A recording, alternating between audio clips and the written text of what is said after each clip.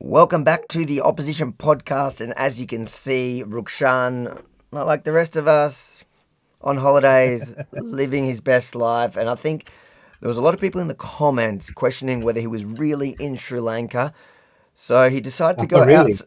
Yeah, so he decided to go somewhere where it looks like, yeah, he's definitely in Sri Lanka. The internet looks about as Sri Lankan as I expect. How's the holiday going, mate? It's good. It's a working holiday. I must correct you there. I am actually working as well, as you can see, doing these shows as well. So it's not a pure holiday as such. But yeah, I'm outdoors in Sri Lanka. I'm probably going to turn into water during this stream because it's actually very hot out here. I'll just show you my surroundings. Actually, I can flip my camera. You can see we got like banana. It's almost like a banana plantation next to me. It's not. It's just someone's backyard, but it's just full of banana trees. I got passion fruit trees behind me. So yeah, Sri Lanka is very lots of fruit, lots of stuff grows here. It's very nice, but yeah, it's very hot. And where I am is actually very poor mobile phone coverage. So I'm doing the best that I can with the setup that I have to actually be able to do this today. Well, there is a whole heap of comments and a whole heap of issues to talk about today. We have a packed show. Glad that you're here to actually join us and to help make your trip a tax write-off. We're glad we can help each other. This is a win-win. That was a very long silence between. Guys, just some house rules as usual. I did not even think of that. I did not even think of that. Trust you to come up with a specific scenario. I am a Jew after all. Welcome to the 1758 of you that are currently across our platforms. And we've had some really good live streams recently. So, guys, it's up to you guys to share it, get involved in the conversation, especially on the chat. So what you're seeing below are the chats from both mine and Rukshan's YouTubes. And all the super chats, we will read them out, and we appreciate it in advance. I think last time we hit 50 super chats, so let's try beat that 50. And let's get on with the show, eh? Yeah, let's do it. Let's get on. Well, I hope I last the whole show. If I don't, Avi, I will ring back. I will somehow find a way to ring back. If it doesn't, we may not let you back in. But just in case, we've got a special guest, Drew Pavlo, because whenever we're talking anything ultra-left, we need Drew there. Welcome to the show, Drew. Thank you for having me on, guys. And I want to say I'm against Zohran, so I don't want to be lumped in with him. I'm not sure why you're against him. But look, people don't know yet what we're talking about, so let's get straight into it. A self-proclaimed democratic socialist has won the Democratic Party's primary in a high-profile race for the mayor of New York City. It comes amid months of soul-searching for the Democrats over the party's future. For more on this, we're joined by America's editor, John Lyons. John, this is a pretty extraordinary story. It's not often that there's so much attention on a mayoral primary. What sort of things do you think the Democrats might be taking away from this? Well, James, I think the lesson here is just how broken the Democrats really are, how out of touch they are. They recycle Andrew Cuomo, was there, the person they backed. He's 67. He left office in 2021 with 11 sexual harassment charges hanging over his head. 11. He denies them. But then they recycle this guy because he's from Democrat, a dynasty of Mario Cuomo, his father, and so forth. Instead, through the middle has come this 33-year-old Zohran Mamdani. He would be the first Muslim to be mayor of New York if he's elected in November in the general election. He describes himself as a democratic socialist. He's Palestinians. He's a vocal critic of Israel's war in Gaza, which is described as cruel, indiscriminate, limitless, and a criminal killing of civilians.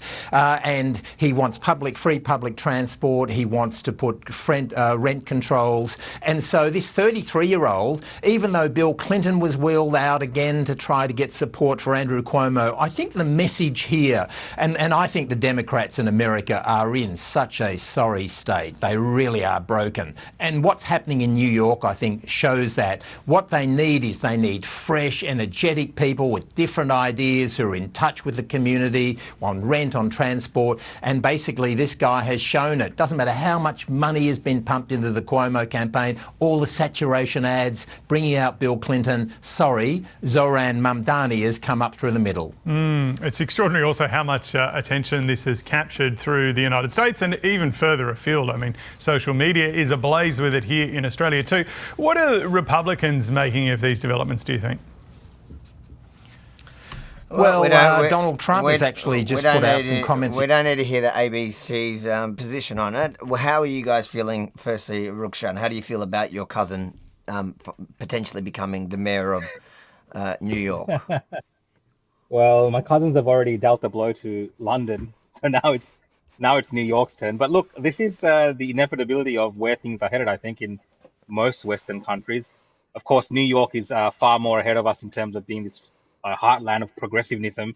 Thanks to someone like AOC, we've seen her come up the ranks in New York. And I read this comment online where it said, you thought AOC was it. You thought she was the craziest you're going to get, and she was just the appetizer. So we have this guy now, Zohran, and he seems even more, in terms of being a socialist, and some of his other views as well. I know you can't really call him a hardcore Islamist because of the way that he carries himself, and perhaps the way he observes that type of religious doctrine in his life. But we've seen when these type of candidates end up being leaders in these type of big cities, they do transformative changes that completely changes the dynamic of those towns. And you can say destroys the city. They talk about what do they call them? What do they call these cities? It's like San Francisco. What do they call? They have a term for it. Not safe cities.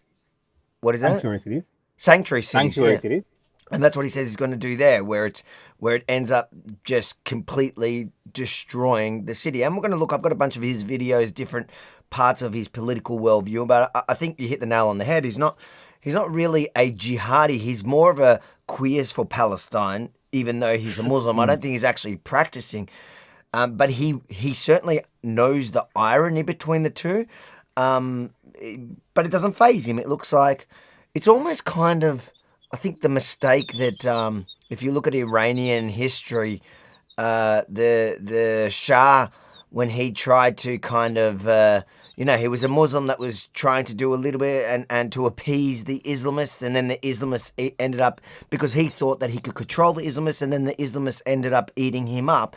I think you might have something similar to that in New York. But what do you reckon, Drew? Are you happy with your choice?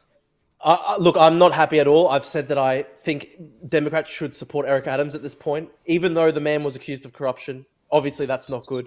But just Zohran is so bad. He is a communist. He has openly sympathized with Marxist-Leninist communist groups in India.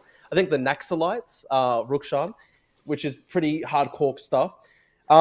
I think you're right. Look, there were some people on my post saying, this is Taqiyya. I don't think it's Taqiyya. I think he actually is basically like a secular, non-practicing Muslim. But I think he identifies with like Islamism as a kind of tribalistic type thing. It's interesting because if you look at like quite a lot of these politicians, if you look at like Ilhan Omar and stuff like that, these politicians, their political allegiances are basically with the Islamists. But if you actually look at their personal lives, it doesn't seem that they actually religiously practice, which is interesting. So I guess it's kind of like similar to maybe cultural Christians who maybe like aren't religious per se, but there's a very tribalistic element to it. And, this is actually him. I'll bring up the videos that are relevant as we go. This is him in a mosque recently in the lead up or during the campaign. Alhamdulillah, there are 1 million Muslims in this city. 200,000 of us are registered to vote as Democrats. In the last election, only 7% of us voted. Now, I will not blame anyone because often it feels like there isn't much to vote for. But this June 24th, with early voting starting tomorrow, it is an opportunity. An opportunity for us to show that Muslims don't just belong in New York City, we also belong in City Hall. Because yesterday I stood on the debate and Andrew Cuomo stood next to me. And here was a man who was the governor for a decade. And he could not name a single mosque he had ever visited. He could not name it because he does not care. I bet you he also didn't know the population of Iran. That's the real serious question. There's two things going on there, right? Some people look at that video and go, look, he's in like a mosque. He's talking to just Muslims. He's not talking to New Yorkers. He's got an agenda. But I think you have to look at him overall. He kind of tries to appeal to lots of different groups. And what he's really good at is, if you look at, the way that he carries himself, he's really good at speaking to, the migrant base in New York, whether that be the Muslim population or other migrant groups. And he speaks to them in their language, and he talks about things like, he doesn't know how many mosques there are. Now, you would think for New York City, that's not really a thing that the mayor really needs to know to run New York City. But this is a conversation that's, the conversation has gone in this direction in these progressive states in the US. And he's really good at playing to that and getting people on the ground to vote for him and to campaign for him because of these kind of things that a normal candidate like a Cuomo would not be able to do, because he can't relate to these people in that same manner. So he does have a distinct advantage, and that is the dynamic you're going to see changing. Even in Australia, you're going to see that changing over the next 10 years, that these candidates who are coming up with migrant backgrounds, they are going to be much more capable in terms of speaking to the wider migrant communities and being relatable. And he's very, very relatable. Have a watch of this. New Yorkers, more than they hate a politician they disagree with, they hate a politician they can't trust. On the subject of trust, you've adopted different speaking accents in different scenarios. But they go to their local bodega. Is there one that's real and one that's affected? What I would say is, as any immigrant knows, having been born in Kampala, Uganda, and then raised in South Africa and moving here when I'm 7 years old, is there are different parts of my life. A worldwide tour is a worldwide tour is a worldwide tour. Mamdani was talking about a worldwide press tour back when he was a rapper. Bring the flavor to the fish, bring the flavor to the rice. In a Disney movie directed by his mother. Nepotism and hard work goes a long way. Here in New York City, this is how I speak. New Yorkers, more than... So amazing. It just shows to me, that demonstrates what a fake person he is. He's a chameleon. Yeah. Look, he's a great speaker. Yeah. He's a very slippery fish. He's extremely good at speaking and campaigning. It was one of the best campaigns I've ever seen. I say that as somebody who hates him and his politics. Like, he ran an amazing campaign. What did he do? How did he run it so well? Oh, just social media. He just killed it on social media. So his mum is as was alluded to in that news report, his mum is like a famous director, famous Bollywood director, and I'm pretty sure his mum must have been helping him with his like video documentaries and his video advertising and stuff like that. They're all cinematically filmed. He spoke, always had a great smile. He had like hot girls for Zohran endorsing him. Emily Ratajkowski was endorsing him. Like, it was a faultless campaign. It's kind of crazy. I think the fact that he has posts 5 years ago where he says like queer trans liberation can only be achieved by defunding the police. Like that's not necessarily something we would identify with, hardcore Islamic fundamentalists. So he's somebody who is very much a chameleon. I think he appeals to different groups at different times with different messages. But at the end of the day, he is really hardcore left. Like to the point where you've bashed me in the past, Avi, because I still identify. I still do. I still identify sort of as like a moderate progressive. For me, someone like Zohran is like he's been very open that he's been supportive of communist movements around the world. He actually endorsed the Venezuelan government on Twitter at one point in 2013. Yeah, so hold on. Let's go back to what you mentioned before. This is a tweet that he has now deleted. We don't need an investigation to know that the NYPD is racist, anti-queer, and a major threat to public safety. What we need to do is defund the NYPD. But your deal with the New York City mayor uses budget tricks to keep as many cops as possible on the beat. No to fake cuts, defund the police. So this is a super radical person. Yeah, he is. You know what's funny? I saw a post today, Avi, showing that basically when Bernie Sanders ran for the mayor of Burlington, which is how he sort of got his political start, the police union in Burlington endorsed him every single time he ran. So it's interesting. There's a kind of like old Marxist style left that doesn't really get into the sort of like woke like extreme progressive forms of politics. I think Bernie supported him. But yeah, Bernie, of course. No, Bernie did support him. Yeah, no, Bernie, of course, endorsed him, and he was massively behind his campaign. But what I'm saying is, 30 years ago, there was a different type of left where Bernie Sanders, when he campaigned for mayor in Burlington, he wanted to have the police union supporting him every single time. Whereas, Zohran's whole thing was basically smashing the police for a long time. Is there any chance he's actually gonna defund the police? No, I don't think that's actually going to happen because One, I think that's actually something that requires state government approval, and he's going for the mayor. I mean, he hasn't even been elected mayor yet. This is the Democratic primary. Traditionally, the Democratic primary has been seen to be like the sort of primary that determines who wins the general election because the Democrats are so powerful in New York City. But look, it's still not even necessarily confirmed that he will win that general election. You know, Eric Adams is running as an independent. The vote could be split. And even if he does get elected, he's going to be up against it a bit because he'll be against the state government that's not necessarily going to endorse a lot of his far left radical plans. So, but of course his supporters won't be upset about that. He'll get to blame, you know, the billionaires and all this stuff and the system. You know, yeah, exactly. That's it. Drew, I think the Attorney General of New York, I forgot her name, the one that was going after Trump, the African American lady, she's the Attorney General. Yeah. Southern District. She came out in support of him. I think she was endorsing him and speaking for him. So, you know, I think the state government even might fall for him and the kind of ideas that he's pushing. The thing with him is, like, we keep talking about the fact that he's maybe not an Islamist in the hardcore sense, but he's amicable to these type of ideas. Someone who's open to saying defunding the police, which is a crazy idea, is amicable to, you know, overlooking, terrorism festering in your city or things like this. So I think that's a real concern with someone like this. I think there's a lot of hyperbole right now where they're making these, you know, things like, it was in 2001 that 9/11 happened, and then now we've got like a Muslim mayor. I think that's probably going a step too far because it's possible in a city like New York, which is very much progressive than other parts of the United States of America, that a Muslim mayor could become a reality in America, especially as an American citizen. I know he's only been an American citizen, I believe, for 6 years for whatever reason. It's crazy. But it's possible, right? It's not beyond the realm of possibility that you can have these diverse mayors in a country like the US. Now, whether you like that or not, that's a different story, and you can have different opinions on that. But that in itself, I don't think is the remarkable thing in this whole chapter about what's going on. Listen, I do think at the end of the day, if you look at his wider personality and the really far left social causes that he has promoted, which are like not consistent with, you know, religious views, I think he's more of a cultural Muslim than but the weird thing is that Palestine is like this huge thing for him, and I guess it's sort of like a cultural tribalistic type thing, very sectarian. I mean, I looked on his Twitter. He didn't have a single post about Ukraine, didn't have a single post about, you know, all manner of different conflicts all around the world. The only issue that he is like obsessed with when it comes to international politics is Palestine. And he actually, there's a speech of him like 10 years ago where he basically said, I got my start in politics through the Palestine issue. That was the one thing that, you know, made me interested in politics.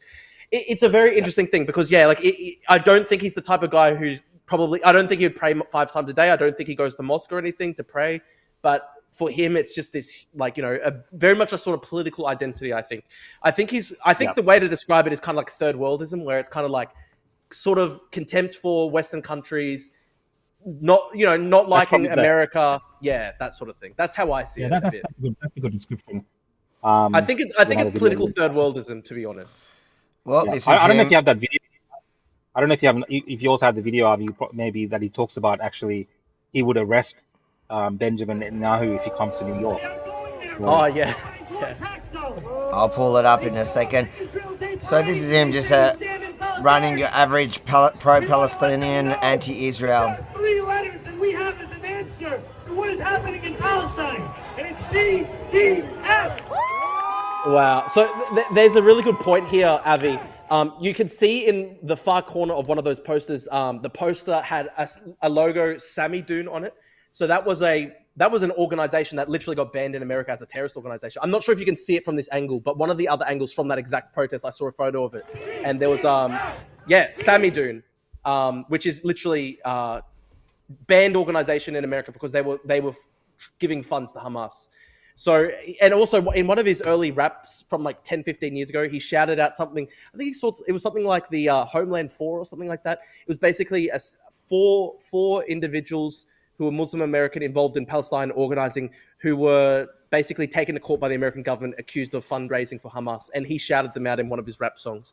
So I think he's got a very radical past on this thing. And the funny thing is he wouldn't defend, I mean, he wouldn't distance himself from the term globalize the Intifada, which is like a pretty radical, insane thing. I mean, as we all know, the Intifada in Israel was just a series of suicide bombings, hundreds of them. They killed so many people.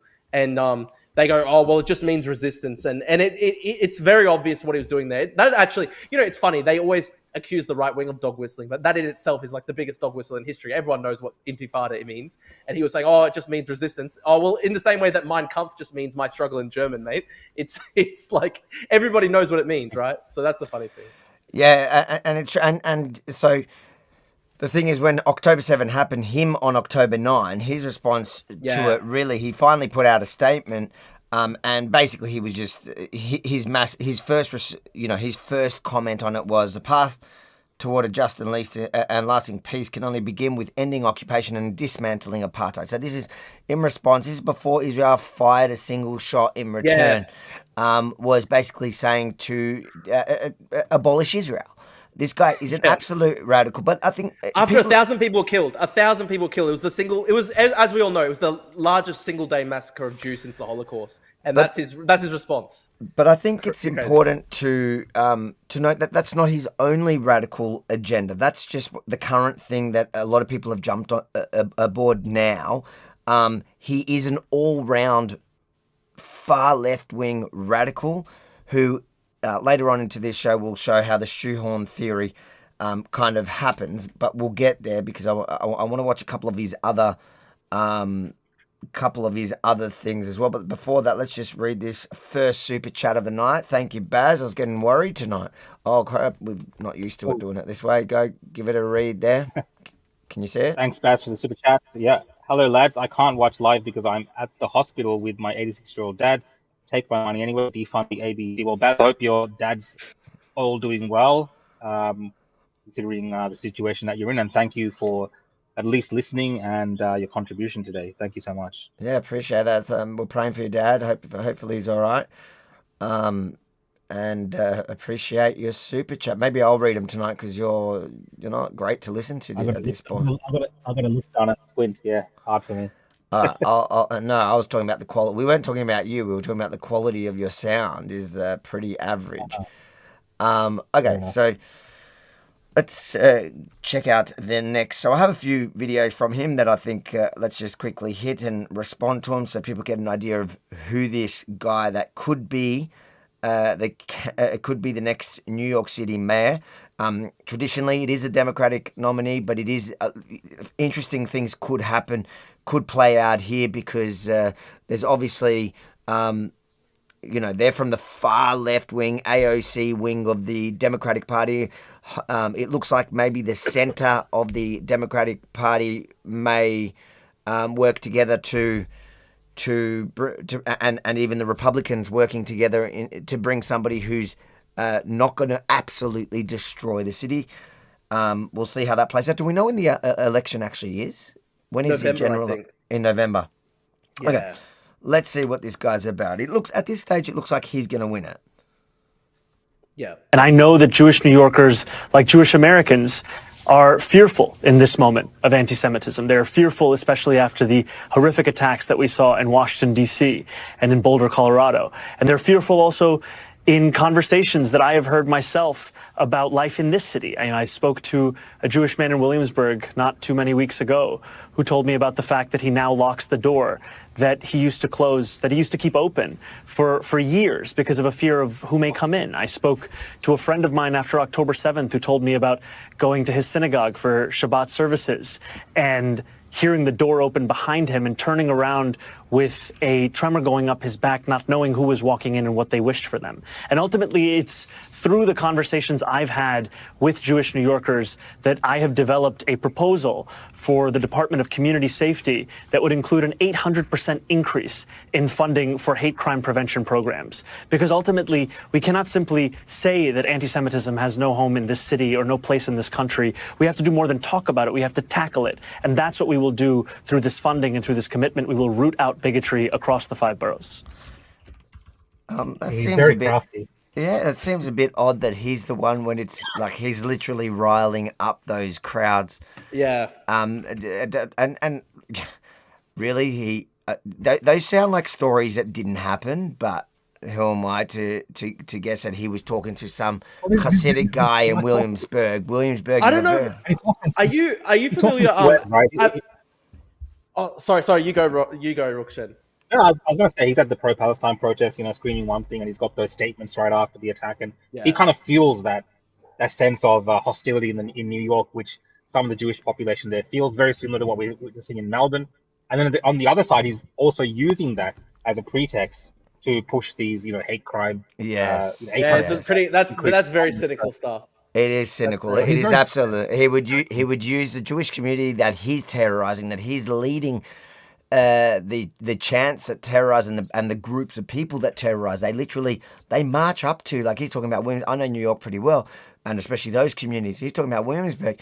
Mate, they rallied to Crown Heights, which is just another Hasidic community. It's the same group. So to pretend like he cares, but I think you're right, Rukshan. I think he would fight for more hate crime laws, so that he could use them to protect himself and his buddies and basically target and silence his political opponents rather than what it's actually for. And the crazy thing here is that New York is actually the most Jewish city in the world outside of Israel. And this could be their mayor. Yeah. A million people.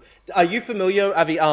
One of the main reasons he won, it might not be the main reason because he ended up winning on the primary vote. A lot of people thought that Cuomo would win in first place. They have ranked choice voting. A lot of people thought Cuomo would win on first place. Then he'd get up on preferences. Then Zohran would get up on preferences. In the end, Zohran actually won in first place on the primary votes, but he did get about probably 10-11% of the vote in preferences from Lander, I believe, who is actually a Jewish progressive who does consider himself a Zionist, but like a liberal Zionist. I'm not sure if you looked into that at all, Avi, but I'd be interested in your thoughts. Like this guy, Lander, said that Zohran is not anti-Semitic, that the Jewish community could feel very safe with him and stuff like that. I'm wondering, maybe you can get up. I'm not sure if you've got any saved links on this stuff, but maybe you can get up some stuff on Lander and stuff like that, because I'd be interested in your thoughts as you're Jewish yourself. So you're saying was it in an interview that he was saying it? They campaigned. They basically campaigned together. So they had lots of campaign appearances together where they basically. What's his name? Lander. Yeah, Lander. If you type in Lander Zohran, it'll come up for you. Let's have a look here. Let's see if we can find something on it. Here we go. I mean, Drew, you do bring up an interesting point because there was a lot of comments. I was looking into this, and a lot of there were comments where there were Jewish people commenting on these, videos, and especially some of Charlie Kirk's posts about Islamophobia and these kind of things that were being discussed. They were defending Zohran and saying like anti-Zionist leftists. They voted. But that's they voted for him to feel comfortable. They want him to be mayor, and he's a much better person. And New York City comptroller, partly because this is such a multicultural city. And so I'll ask the same question about you. I'll start with you, Mr. Lander. Does the state of Israel have the right to exist? I support the vision of Israel as a Jewish and democratic. You want to pause it for 1 second? It's interesting. When Lander was asked about it, he said a Jewish democratic state, and when Zohran is asked about it, he always makes sure to never say the word Jewish. Which is never said no, and he specifically when they push him on it, he says. I think I might have a couple of those videos. He specifically says an equal state. So he's talking about he's happy for there to be a country there, but it's not going to be Jewish because he wants everyone in one, which means by definition it'll be majority Muslim. Well, that's how he sees it. Yeah. Mayorship. This story. I want to meet. Look, he's very good at speaking. He's a great speaker. A lot of people compare him to Obama. I want to meet his friend. I want to meet this friend that told him right after October 7, who must have been super encouraged by his statement on October 9. Yeah, true. Not knowing who was there and what they meant for him. I spoke to a Jewish man in Williamsburg just months ago who told me that the door he left. There is no you can understand, like the Jewish men in Williamsburg. Williamsburg is like it's been workshopped, that story. It's an ultra-Orthodox community. And they're not Zionists there. They're not Zionists, so they wouldn't care. But they're not, like, why would they be talking to him? It's just, I guess he's in the, is it like the council there or whatever at the moment? He's a state assemblyman. So he's like a state politician for New York State. For the whole state? Yeah. So representing a New York City district. So I wonder if Williamsburg is in his district. That would be interesting to know.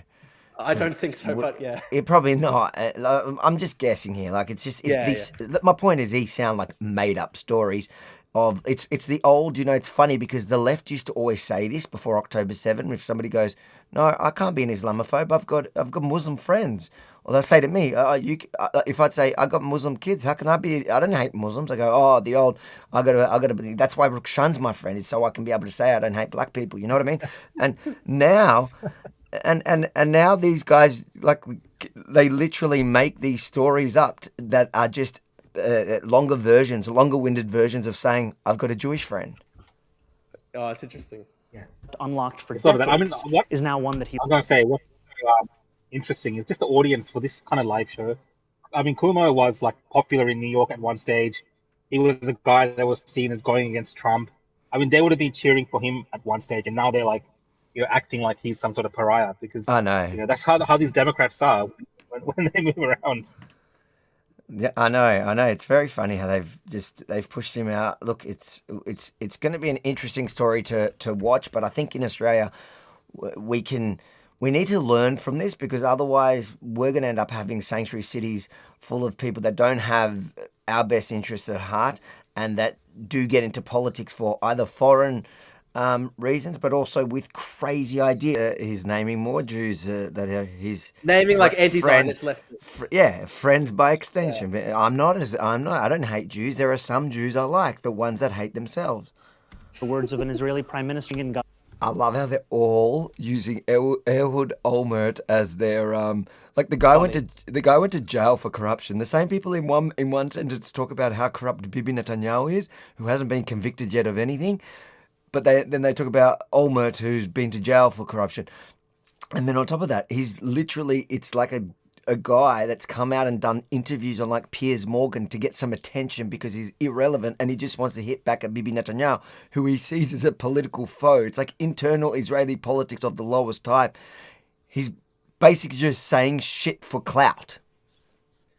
It's very convenient though that he can name drop some sort of like a couple leftists, Yeah. Not necessarily that Olmert is a leftist, but it's very convenient for him that he can name drop a couple names to then say, "Oh, I'm not against all Jews." Let's just say when I tried to name drop my friendship with Imam Tawhidi, him and his ilk never accepted I'm not an Islamophobe. I know Imam Tawhidi. I'm friends with Imam Tawhidi. We're a very good friend. And it was never accepted them. But suddenly they're all just such hypocrites, and they're doing exactly what they accused all of us of doing. Oh, this is what I got with the China stuff forever, Avi. Like, they would say, oh, Drew's not against the CCP, he's actually xenophobic, blah, blah, blah. And then it's just so convenient, right? And then they do the same about it. Yeah, it's funny. No, he's Jewish. Like, he's legitimately Jewish. He's just so annoying. Oh, Avi can't say that. That's a joke. And you both laughed. That's he's the only one that can say it. This is like Ashkenazi versus Mizrahi sort of beef, right? No, it's just like establishment liberal Jews in Australia, in America. It's like this is a certain breed. This is what there's two kinds of Jews that people think are Jews. It's either your Hasidic Jews, and they're the ones that usually they make up all the anti-Semitic imagery that they draw up is always about the Hasidic Jews, which often those people that share that stuff actually probably agree with 90% of the politics of the Hasidic Jew. Neturei Karta, right? What's their name again? Is it Neturei Karta is like the most extreme of that group. But I'm not talking about it's funny that when they do the imagery, it does look like Neturei Karta, and they rally with you at the Palestinian rallies, but not even that. I'm talking about like general politics of like right wingers.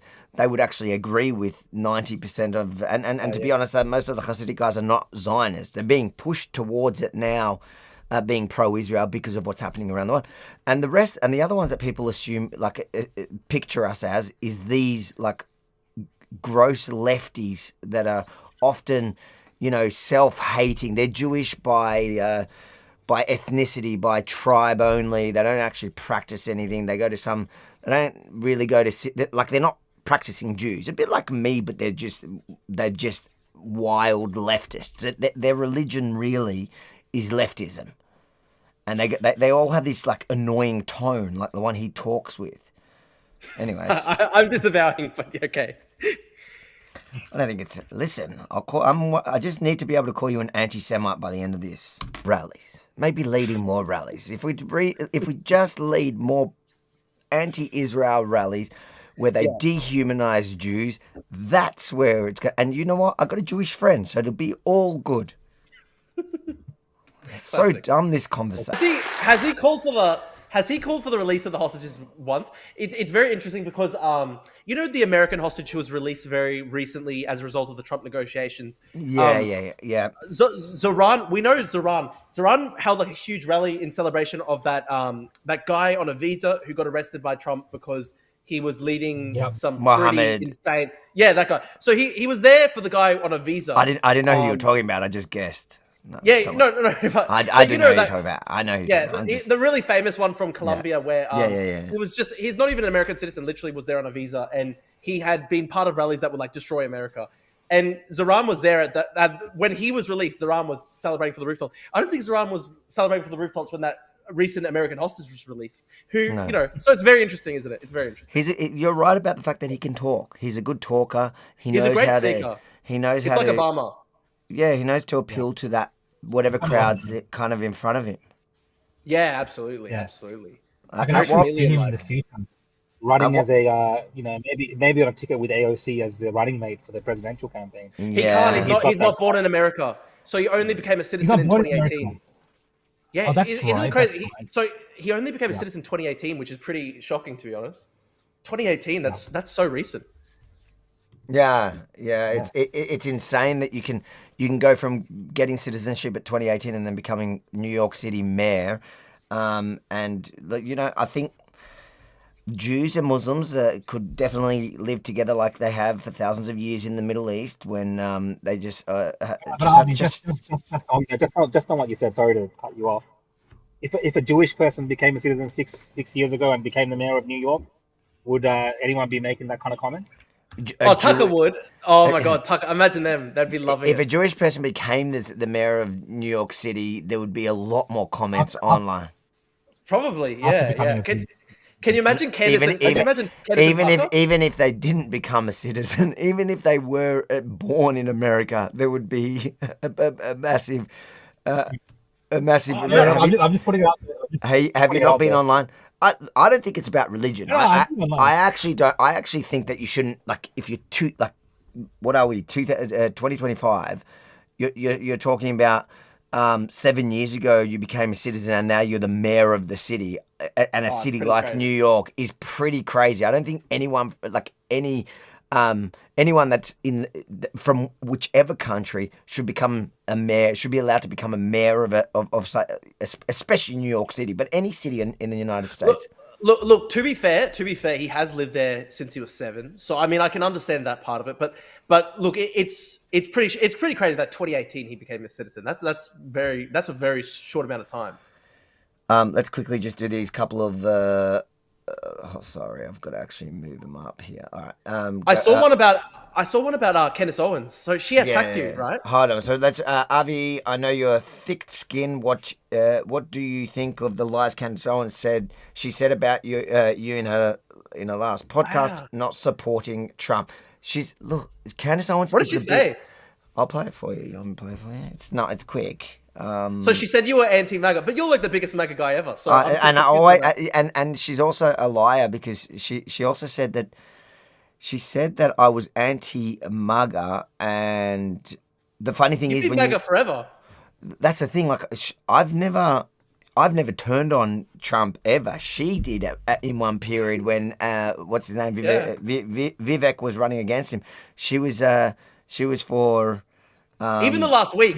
Listen, I'm an outsider here because I'm not a Trump supporter. But even in the last week, she was massively criticizing Trump. It was funny. Yeah, but that's what it was in response to here. I'll quickly pull out. It's like a minute. It's not. It's just funny how she's. And then and then also the other thing that's really funny to me is that. She said at the end of... Oh, here we go. I've got it here. Give me one sec. Who ignores that Iran, like there was a viable threat. So please, let's keep J.D. Vance safe. Let's not have him traveling to Fox News studio when there is this totally viable, credible threat against you in so much that we have to now try na boo boo. Oh, no. First off, the crowd, and we told you he was going to broker. This was all just 4D chess. It was 4D chess. Shame on you for not believing that Trump could establish peace, broker peace between Israel and Iran. And they're kind of trying to condemn people who called for peace and also acknowledge Israel's record with peace, which is that they never have peace. They never have peace. They are not interested in peace, and they make that very clear. So I'll give you two examples of people just like, na boo boo. First off, Avi Yemeni is an Israel firster. He writes, mock every last one of them who sided against Trump out of blind hatred for Israel, screeching about World War III while he was preventing it. Never let them or the internet forget that they chose the wrong side of history. This is like, real MAGA guys, the people that fought Trump every second of the way. And now that war is brewing, they're very happy. So so that's all. It's not major, but she's like, are you with us? Did you hear that? Yeah, I heard it. Sorry. She's like, those who fought Trump every step of the way. What? When did I ever fight Trump? She's literally the one that has a bunch of times when it suited her politically, she fought Trump. And it's amazing. And you know what's something else that's funny, and I'll share another video of it later, but this is, to me, is the funniest part of that whole Candace Owens saga. Give me 2 seconds. Monday, a response to the former 1 second. I'll were find right it. that by doing what he did, it brings Iran. Here we vote go. for him because this wasn't going to happen, and it is happening. But I just think that the picture of politics in America is going to look very differently because of his actions. So I don't know where we go from here. I really don't. But this is not the candidate that I voted for. If it turns out that his instincts were right, that by doing what he did, it brings Iran to the negotiating table and they do a deal on their nuclear plans, would you admit that you were wrong in that circumstance? Yeah. I will always admit when I'm wrong. Anybody that listens to my podcast So knows that. true, it just so happens so to true. be that especially Yeah, if I come on to the definitely Piers admits Morgan when show she's wrong. and I make some predictions, that it ends up that I'm right. So I'm feeling lucky, but I will of course admit I'm wrong if that is the result.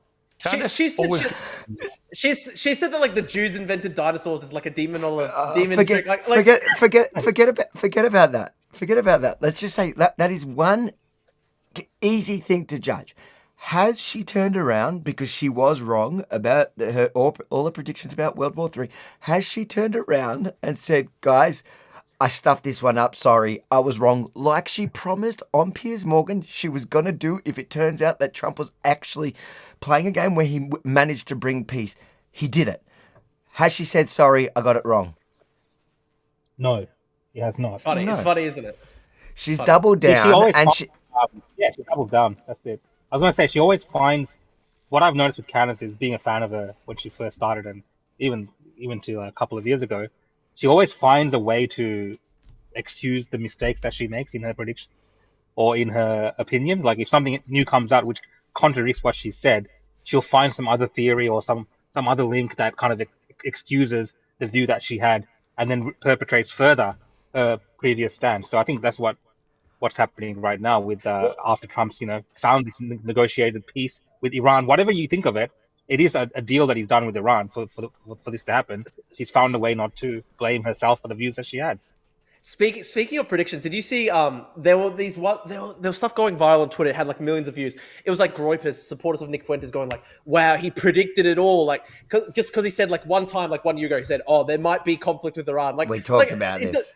It doesn't require a fucking genius. Like I think anybody could. Oh my God! Is Iran proxy targets Israel in the worst killing since the Holocaust, and this is going to end up with a war with Iran? Nick Fuentes, who could have foreseen it? Who could have foreseen it?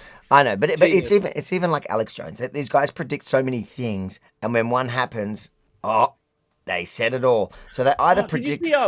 Did you see Alex Jones? I shared this yesterday. He was he had this big rant saying that the Star of David was actually like we shared it. a trick by Satan or something like that. Oh my God, he's just very strange. They've all lost the plot. Anyways, Gap Media, thank you so much for your super chat and your support. Really appreciate it. Brett says, evening chats, loving the backdrop. Rukshan, where's your gin and tonic? Where's your gin and tonic? That's true, Brett. What time is it there for you? I feel like a drink. What time is it there for you now? 3:20 p.m. So just do you guys just after afternoon lunchtime.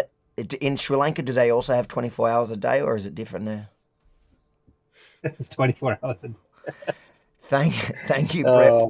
Thank you, Brett, for your super chat. So at least we know that they've got the invention of the clock in Sri Lanka. Ted, thank you for your super chat. Would the owner of the purple Valiant parked across from my driveway move it, and don't ask to borrow the Kingswood? I just polished the dipstick. Okay, I appreciate that. Does somebody understand any of that references, or am I missing something? No? Appreciate the super I mean, it chat. could be a quote from someone who knows. Yeah. I think people just like us to read some random stuff in the feed because it's a super chat, but we will do it. You just pay us. Listen, that was what I was taught. So what you got to understand, Jewish school, 50% of the classes is how to save money, and the other 50% is how to make money. I disavow. Baz and Dark Horse, thank you so much for your super chat. Well, I can't watch live tonight. Could you please get Erin Molan on the show? Not just because she's smoking hot, well, mainly because she's smoking hot. Shout out Ted and Arthur. Rukshan, do you think Erin Molan is smoking hot?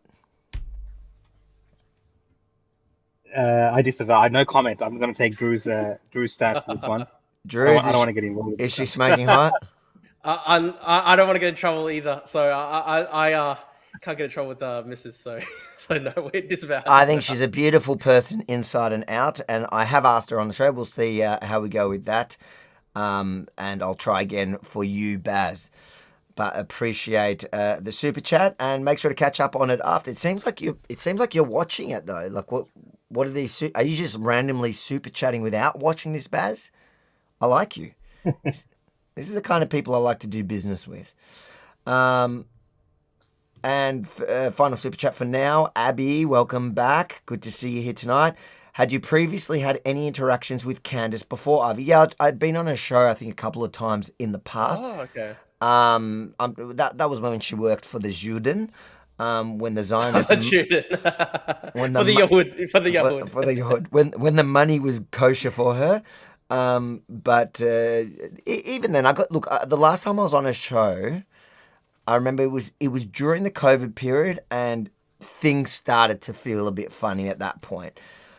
Anyways, it is what it is. Good on her. God bless her. And you know what? I'm really happy. Out of all my tweets, she actually pulled one tweet I 100% stand by and am proud of. And it's like she put it on the screen and it's talking and mocking her.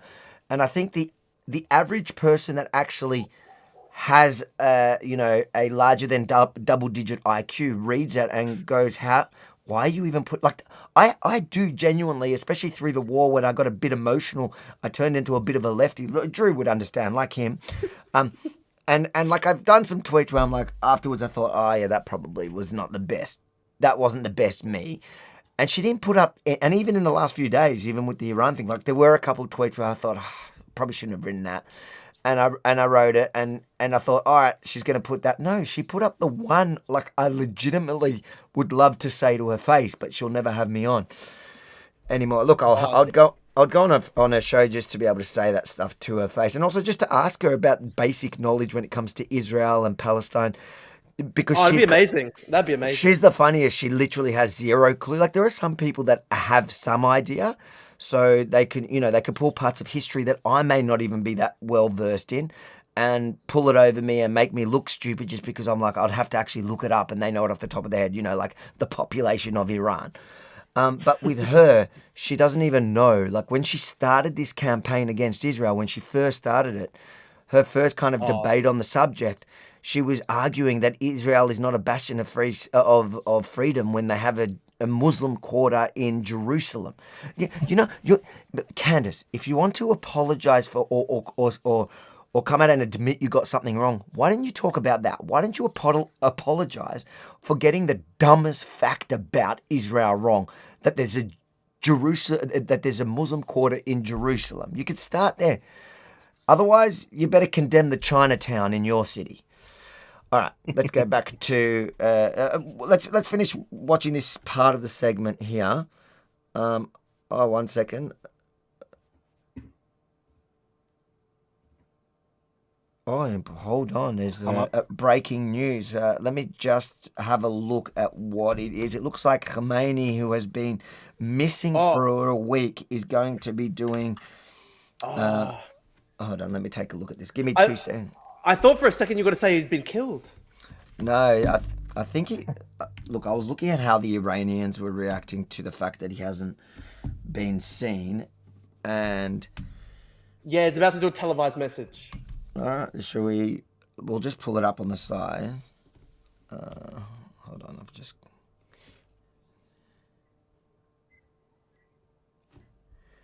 Do you reckon he's going to do it from the other side? He's already left the country.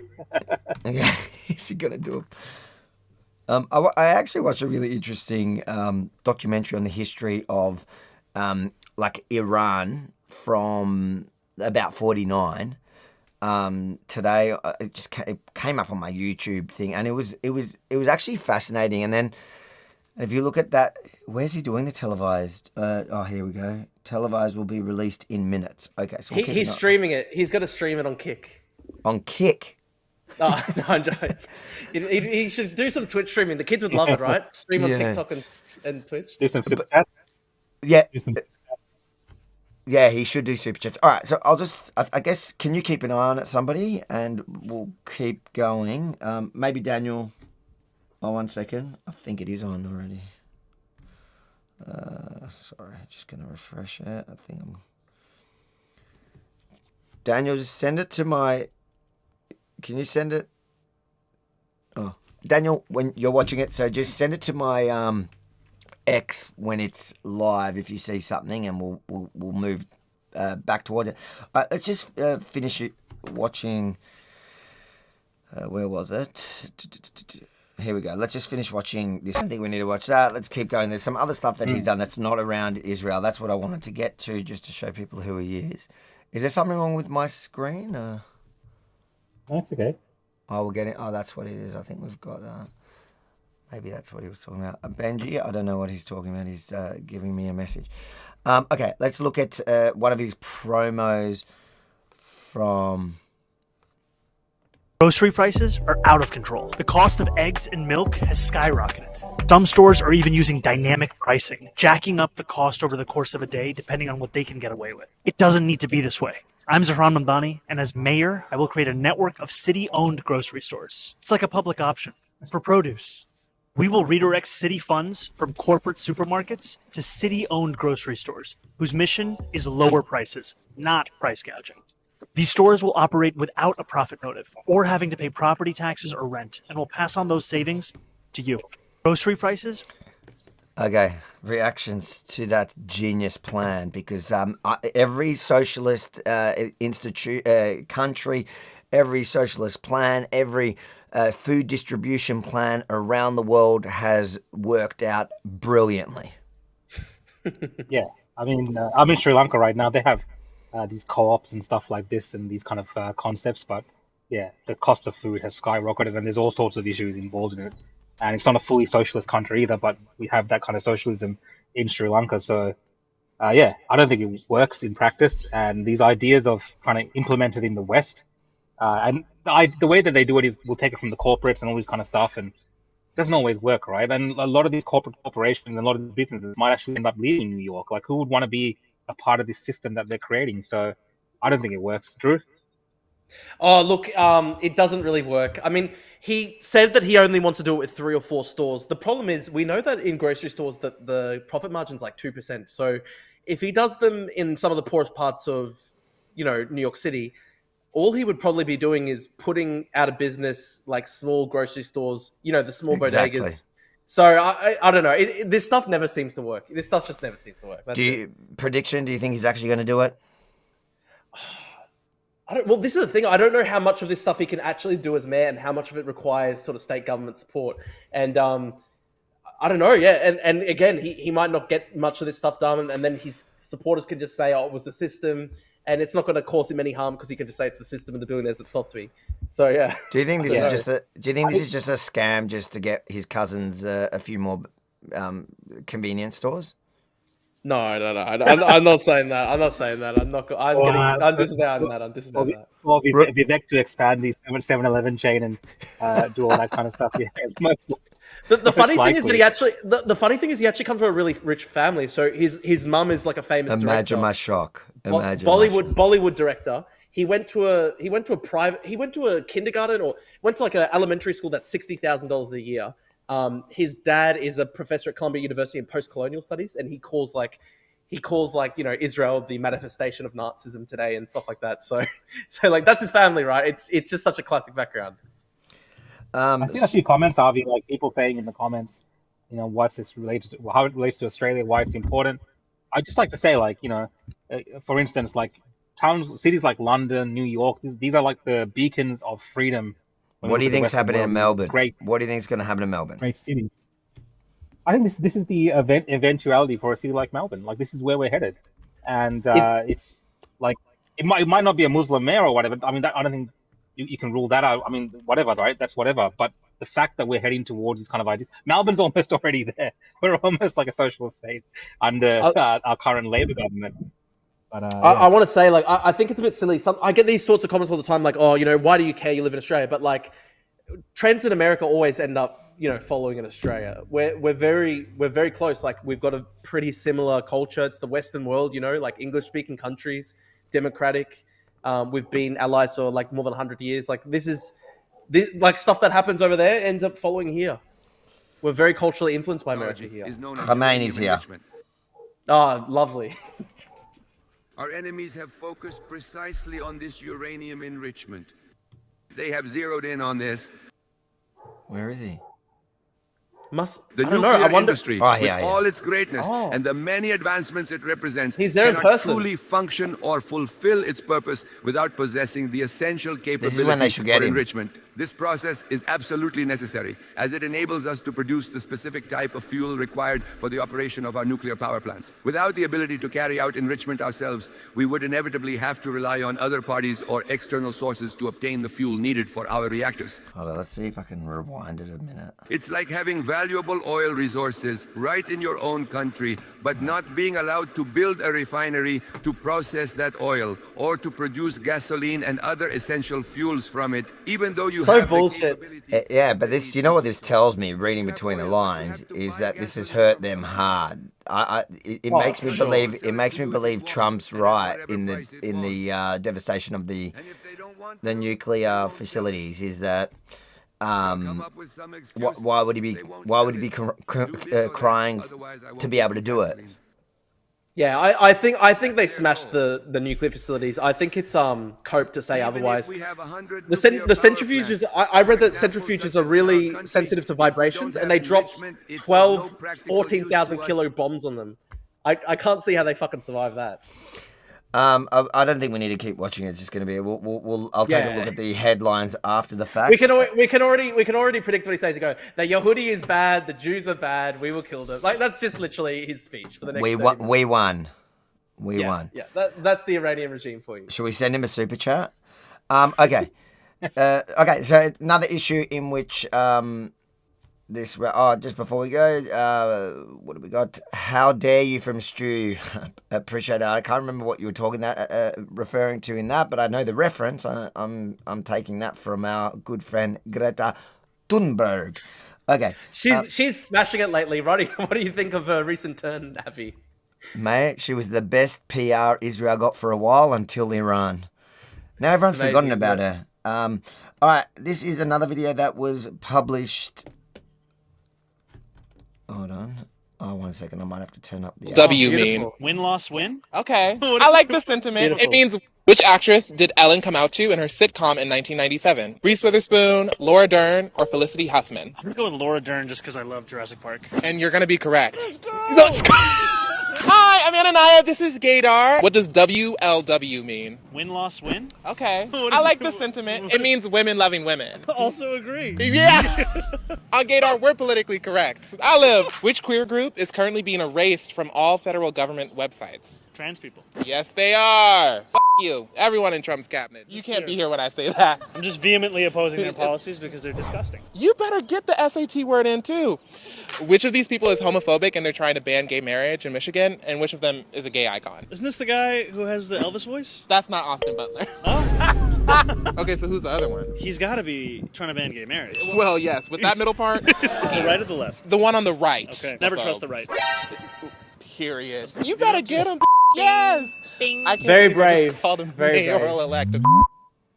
Yeah, and so he's got a lot of that shtick, but you could see why young, dumb people... This is why I don't think it's an Islamic fundamentalist at the end of the day.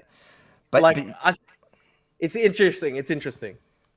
This was something here. One of the things that we've said beyond saying we're going to make this a sanctuary city for LGBTQIA plus workers, beyond saying that we're going to establish an office of LGBTQIA plus affairs, is also that we're going to provide $65 million of funding for gender affirming care, the same amount of funding that the federal government threatened to pull out from local providers for that kind of work. And in this moment especially, we want to fight the Trump administration. That's wild. So there he's committing $65 million to gender-affirming care, so to castrate little kids. That's who you're talking about. This is his politics. So, yeah, on one hand, he supports the jihadi terrorists that throw gays off buildings. He says he doesn't. He says he doesn't support them, but essentially in behaviour he does. And then on the other side of it, he wants to fund castrating kids and cutting off their sex organs as a social experiment for his liberal friends. It's wild. I'm not sure the hardcore Islamic fundamentalists in the Middle East would support some of his policies regarding LGBT, but it's interesting. And then this is just him being a typical leftist at a protest.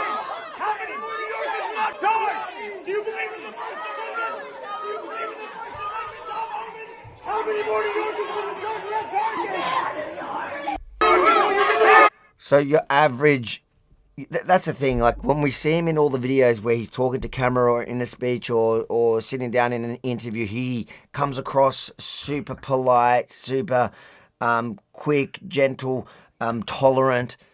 But in real life, and he reminds me of like here, what's his name, Nasser Mashni in the pro-Palestinian movement. Who, yeah. Whenever he does an interview, he takes the really low tone, calm, considerate. It's sounding like everything he sounds is articulate. Statesman. Very statesman-like. But even beyond that, it's beyond statesman. It's very caring. They make this emphasis on the way that they talk, that they're talking from love and compassion and peace and all equal human rights. But then when you see them out in real life, that's what they are. It's interesting. It's very performative. I shared a video. I shared a tweet video from Iman Tawhidi that kind of talks about this thing. Tawhidi, sorry. That talks about this. I think that's very interesting the way he frames it. Like, I'll pull it up. A lot of these people that pull it up. It was a reply. If you go to my tweets, it was a reply to a tweet that I had about this very issue that I had replied myself. Oh, yeah. So I got you. The Islamist leftist alliance, which is like the funniest, weirdest alliance in history, and every time it ends up with the Islamists killing the leftists. Yes, but that's the thing. But see, the leftists think that they can control the Islamists, and the Islamists laugh, and they're like, "Okay, useful idiots." It's history. Just look at in history everywhere. That's what's happened.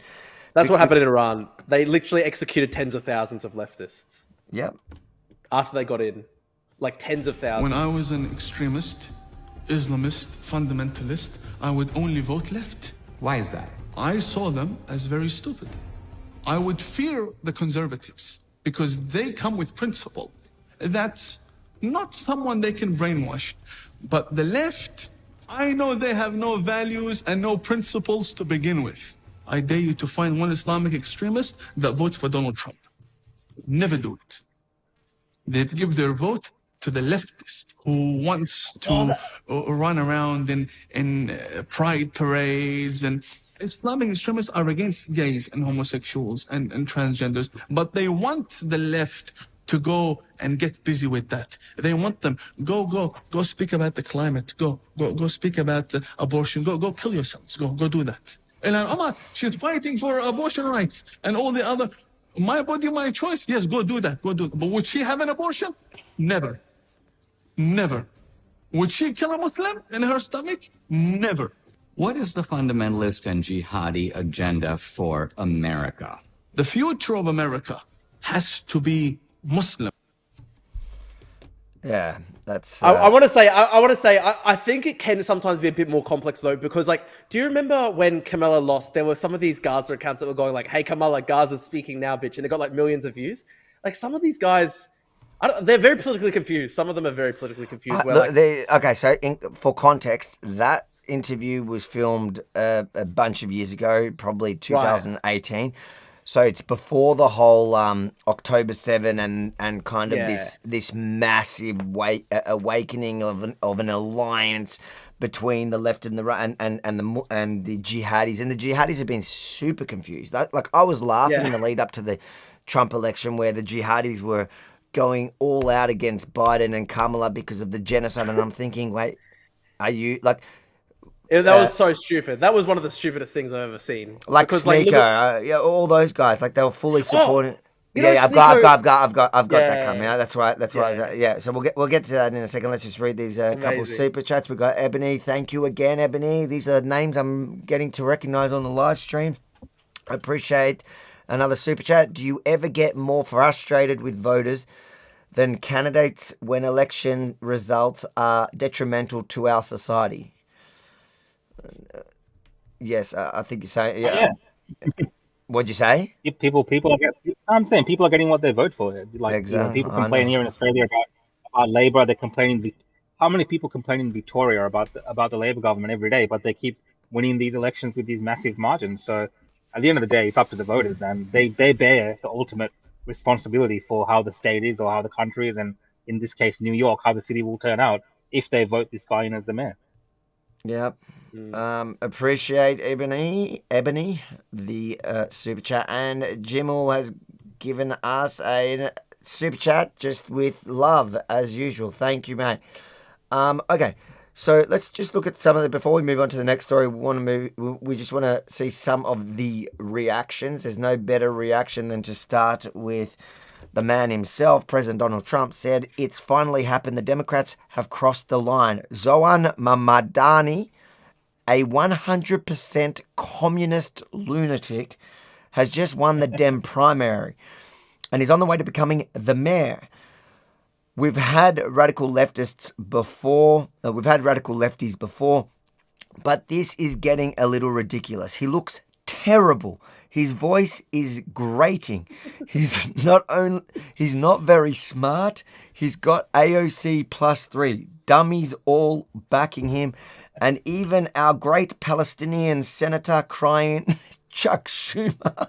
Very weird. I don't know why he keeps on calling Schumer Palestinian. It's very funny. It's very weird. He is groveling over him. Yes, this is a big moment in the history of our country. Listen, I think Trump is brilliant when it comes to mocking different public figures and other politicians, whatever. And I think that whole Chuck Schumer Palestinian has stuck. And it's just because he's in the Jewish community. I know that within all Jewish groups that I'm a part of, when they talk about Chuck Schumer, they refer to him as, the biggest traitor to our people, somebody that's thrown us all out under the bus just for, his personal political gain. So I think Trump knows when he's saying that he's playing to several audiences, and I think he comes up with these little labels and he just enjoys them, and he's consistent. Like he'll always refer to him as that now. He's a master of wordsmithery. I have to say that.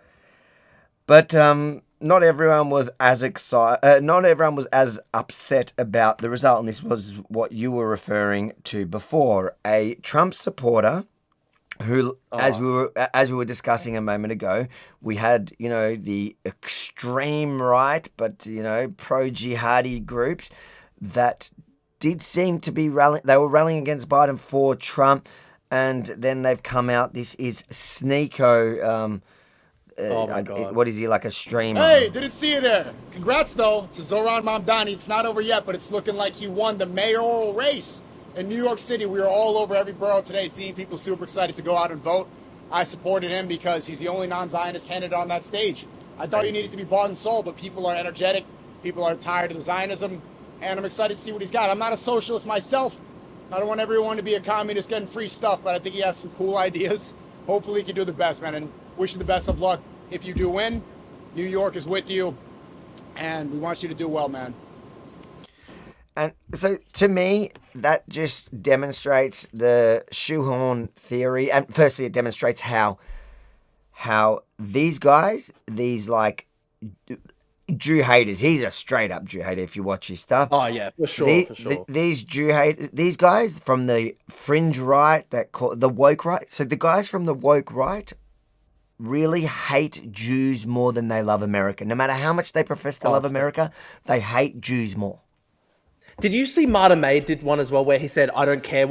He said something like, I don't care who runs New York City because it's a left shithole anyway. And it's like, dude, you care more about Gaza than New York City. Exactly. You're supposed to be some kind of like American nationalist conservative. It's very funny, isn't it? It's very strange. But it's not that strange because we know it's just they hate Jews. What he's saying there, Avi and Drew, is they're saying that people are tired of Zionism and they're tired of Israel. And this is like, they're trying to say that this is what's going to happen in the midterms as well. So there's a lot of commentary around this saying that because, Trump's gone in there, the Republicans have gone in there and supported Israel and struck Iran and, it's not supported Gaza, whatever. People are sick of Israel. People are sick of Zionism. So therefore, everyone's going to turn on Trump and the midterms are going to be a bloodbath for the Republicans. Like, that's how they're trying to frame this. And, the election or the candidate coming up for the Democratic mayoral race being a Muslim and someone that's all against all of that stuff is representative of that. That's in a nutshell what they're trying to say with these type of things. I get what he's trying to say. I don't think you can take Sneeko or any of these communist kids seriously. There's a lot of it. There's a lot of them saying that people are tired of. No. I understand that, but that's like saying if you look at the lead up to the Trump election, it was also in the midst of the war. Also, people were tired of it. It didn't affect it at all. It didn't affect him at all. I think that if Trump, I think they'll be tired. So let's say the last week didn't play out the way it played out. So the 12-day war didn't end with, and something else happens where it drags the war on for a long time for America. Then yes, maybe. But if Trump has these kind of wins like he did in the last week, like this is the worst time to say that because everybody, even across the political spectrum is looking at this and going, well, that was pretty good. Like the worst that they can say, the worst they're throwing at Trump at the moment is the strategical bombs of the Fordo nuclear facilities were not as effective as he claims. That's the criticism they're giving him. Not it's so they're not because everybody agrees like how amazing is that he came in when Israel was going, there were rockets flying every day to Israel and Israel was bombarding Tehran and across Iran, took out their air defenses so Israel had full control. And then Trump came in, did 2 strikes. 2 days later, everybody's talking about it's going to be World War III. Even his so-called allies were putting their hand on their heart. Oh my God, this is the death of us. Candace Owens was getting ready to apologize. And then he basically brought peace so quickly where no one expected. So they couldn't criticize that. And so the criticism they're giving him. So my point is, like, I don't think it's true. Like, I don't think Sneeko's right. I think people are sick of the whole Palestine-Israel, but they're sick of it from both sides of it. They're sick of hearing it. You think they're not sick of hearing this guy get up at Palestinian rallies? You think people are not sick of the rallies that are blocking off the city? Exactly. They're sick of it in general. To heck, I'm freaking sick of it. I wish we don't have to talk about this anymore. But it is just part of the news. I think the only way Trump or the Republicans will get punished over Palestine and Israel is if there is something that, so like the example of Iran, like if it didn't end like this and America got dragged into like a continuous bombing campaign, even no boots on the ground. Like if there were boots on the ground, absolutely, I think it would play against. I never thought there'd be boots on the ground. There's no one. So stupid. That was so stupid. Anyone anyone who really thought there was boots on the ground is an idiot. If somebody's a commentator and they actually believed what they were saying, that there's going to be boots on the ground, they should quit their job because it was so obvious. All right, just quick super chat. It's just so bullshit because I looked at it, and I'm not even a Trump supporter or anything, but I looked at it just objectively, and Iran didn't have air defenses anymore. They'd gone through half their ballistic missile stockpile. They don't have a fucking air force. No one was talking about boots on the ground. There's no land border between Israel and Iran. It was just panicking. It was actually just panicking. What does he call him? Panicans? Panicans? It actually was. That actually was an actual episode of Panicans. Ted, thank you for the super chat again. Kingswood Country would the owner of the purple Valiant move your car. Didn't I read this one or is this again? Your car leaking wog oil on my driveway. No, this is another one. They're just trolling us. I'm going to read it. Thank you for the super chat. And throwing me off. He's changed a few words at the end there, so I knew I didn't read that one. Okay. Another proud, somebody super happy. Mehdi Hassan is happy. He's retweeted somebody with laughing faces. The first thing Zohan should... It's almost like Zohan. It's like Zohan. Yeah, that's a great movie by the way. Zohran, my favorite line is, they hate us because they think we are you. But no, it's not true anymore. They just hate us because we are us. The first thing Zohan should do is, as mayor, is finally build that ground zero mosque. What's the joke? What's the joke that 9/11 happened? Exactly. What the fuck's going on? That is so messed up. It's just a ridiculous thing. And this guy is Mehdi Hassan, the leader of the, the liberal leftist anti-Israel campaign that's become, good friends with Tucker Carlson lately. Which I just don't know. I just don't understand it. What actually is supposed to be the joke there? That ground zero exists. That 9/11 exists. Exactly. I think a real answer. If I had to properly analyze it, I guess that what he's saying is, the only reason why there was a blocking of the mosque in Ground Zero was Islamophobia. So, we're going to stick it to the Islamophobes. But, come on, have some humility. 3,000 people were killed. It's not something to laugh about. There's a lot of arrogance there. A lot of arrogance. I've been there before. And I just hate... Isn't it sick how they now try to say the Jews did 9/11? Whitewash terrorism so badly. They've always said it. It was just a tiny fringe of the community, or it was actually pretty prominent in the Islamic community. But outside of that, it was just your fringe right wingers. But a lot of these Islamist fundamentalists, they celebrate it. They go, "Oh yes, America deserved it." Oh yeah, but it wasn't us; it was the Jews. But if you understand the Middle East, that's everything. So everything they always celebrate the win in things that they claim they didn't do. The Jews did. Yeah, so and they can't see you can't have both sides of it. So you need to pick a story and go with it. But you see, all the big pro-Palestinian or even the American patriot accounts, which are often run from Pakistan or whatever, they're always doing that. In one tweet, they'll be celebrating what happened on September 11, and the next one they'll blame the Jews. I was actually I've been to the Twin Towers both before and after 9/11. I've been to the memorial. It was actually very sad. Yeah. It definitely is. I'll be back, guys. Give me a second. I'm just gonna get some water. I am melting.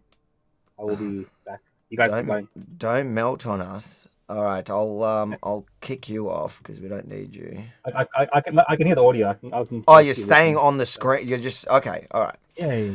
All right. I'll read this super chat. Gap Media says, unfortunately, people vote woke. I am sick. I was sick last week. My doctor asked me if I was vaxxed up. I never took the shot and never will. Yeah, people do vote woke. It's a problem. I hope you're feeling better. Thanks for the super chat. Stu says, we are not trolling. We are proud of you, mate. Thank you, Stu. I didn't think you were trolling me. It was... Why are you saying we? Are you with the other one that's got the keeps sending us super chats about the cars? All right. Let's watch. Let's move on to NATO. This is something that you're pretty passionate about, I think. Yeah. All right. You know what? I want to say, Avi, I actually really hope. My dad actually said this to me because my dad's actually conservative. He also likes your show as well, Avi. And he said this to me, and I actually think, I hope he's right. He said, I hope that Trump woke up a bit to Tucker and how stupid some of their shit is. I think he did. And I hope that might actually lead to him being a bit more fair when it comes to Ukraine. Because, like, I don't know if you saw, but he answered a question by what I want to watch now is first his NATO one, then we'll watch the Ukraine one. And I did see what you're talking about, and I thought his response was pretty good. It was actually a good response. Yeah. Let's watch. I'm going to put it fast so that we can just get through it, and then I'll slow it down when they say something that I want to hear. They were with you on the planes? They travel. Yeah. They have better seats than I do. Say no. About your goals for NATO and Article 5 today. We're with them all the way. I mean, if you take a look at the numbers, we're with them. Put it on the screen. They have very big things to announce today. I don't know if you've taken the vote or you're going to take the vote, but I've been asking them to go up to 5% for a number of years, and they're going up to 5%, and that's a big, from 2%. And a lot of people didn't even pay the 2%. So I think that's going to be very big news. NATO is going to become very strong with us, and I appreciate doing it. Perhaps you want to talk? Yeah, absolutely. Let me first, before I go to the spending, I just want to recognize.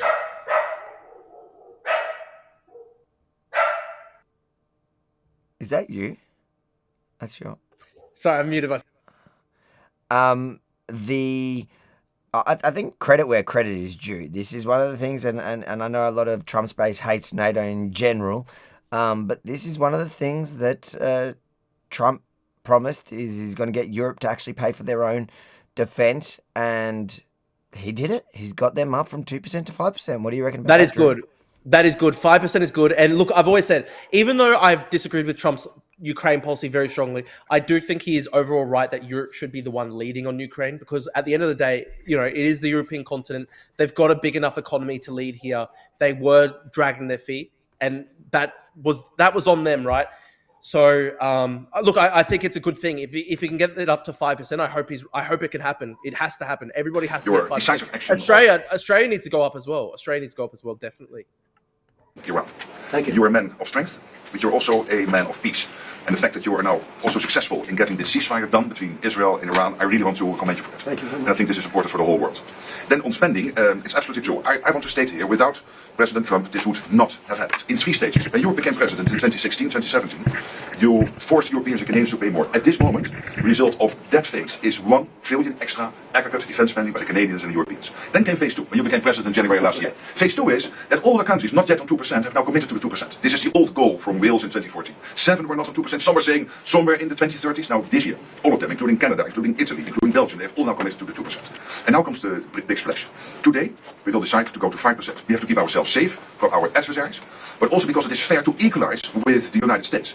With this 5%, the Europeans and the Canadians will equalize their defense spending with the United States. So this is not about American taxpayers paying more. This is about Europeans, Canadians paying more. And again, this would not have happened. I'm really saying this here, and some people might criticize me, but then when I speak with them, they all say, yes, you're right. This would not have happened if you would not have been elected in 2016 and re-elected last year and back into office in January. So I want to thank you. Well, thank you very much. It's a great victory for everybody, I think. And we will be equalized very shortly, and that's the way it has to be. It's going to be a lot of money, too, a lot of defense. It's trillions extra. Yeah, and we have a great relationship, and we've had a great relationship from the beginning.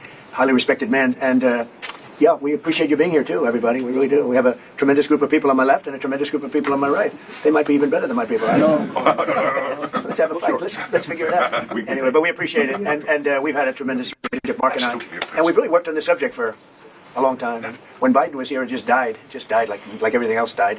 And now it's you're going to take, I guess, a vote today, right? Absolutely. Today we will decide unanimously to do it. That's my absolute conviction. So we can't talk about it until the vote's taken, because sometimes strange things happen with those. But I think you're going to. I think you're going to do very well. Everyone's very happy about it. Go ahead. Yes, Mr. President. How is the Iran-Israel ceasefire going, in your opinion? I think very good. Israel came back yesterday. I was so proud of them because they came back. They went out because they felt there was a violation, and technically they were right, but it just wouldn't have worked out very well. And they brought the planes back. They had gone on to another journey because there was a little bit of a violation. And I said, you got to get them back. And they came back, and it was a great thing. And it's going very well. Mr. President, what is your response to the foreign minister saying she still wants to enrich nuclear? Hello, Katie. She's so great, this one.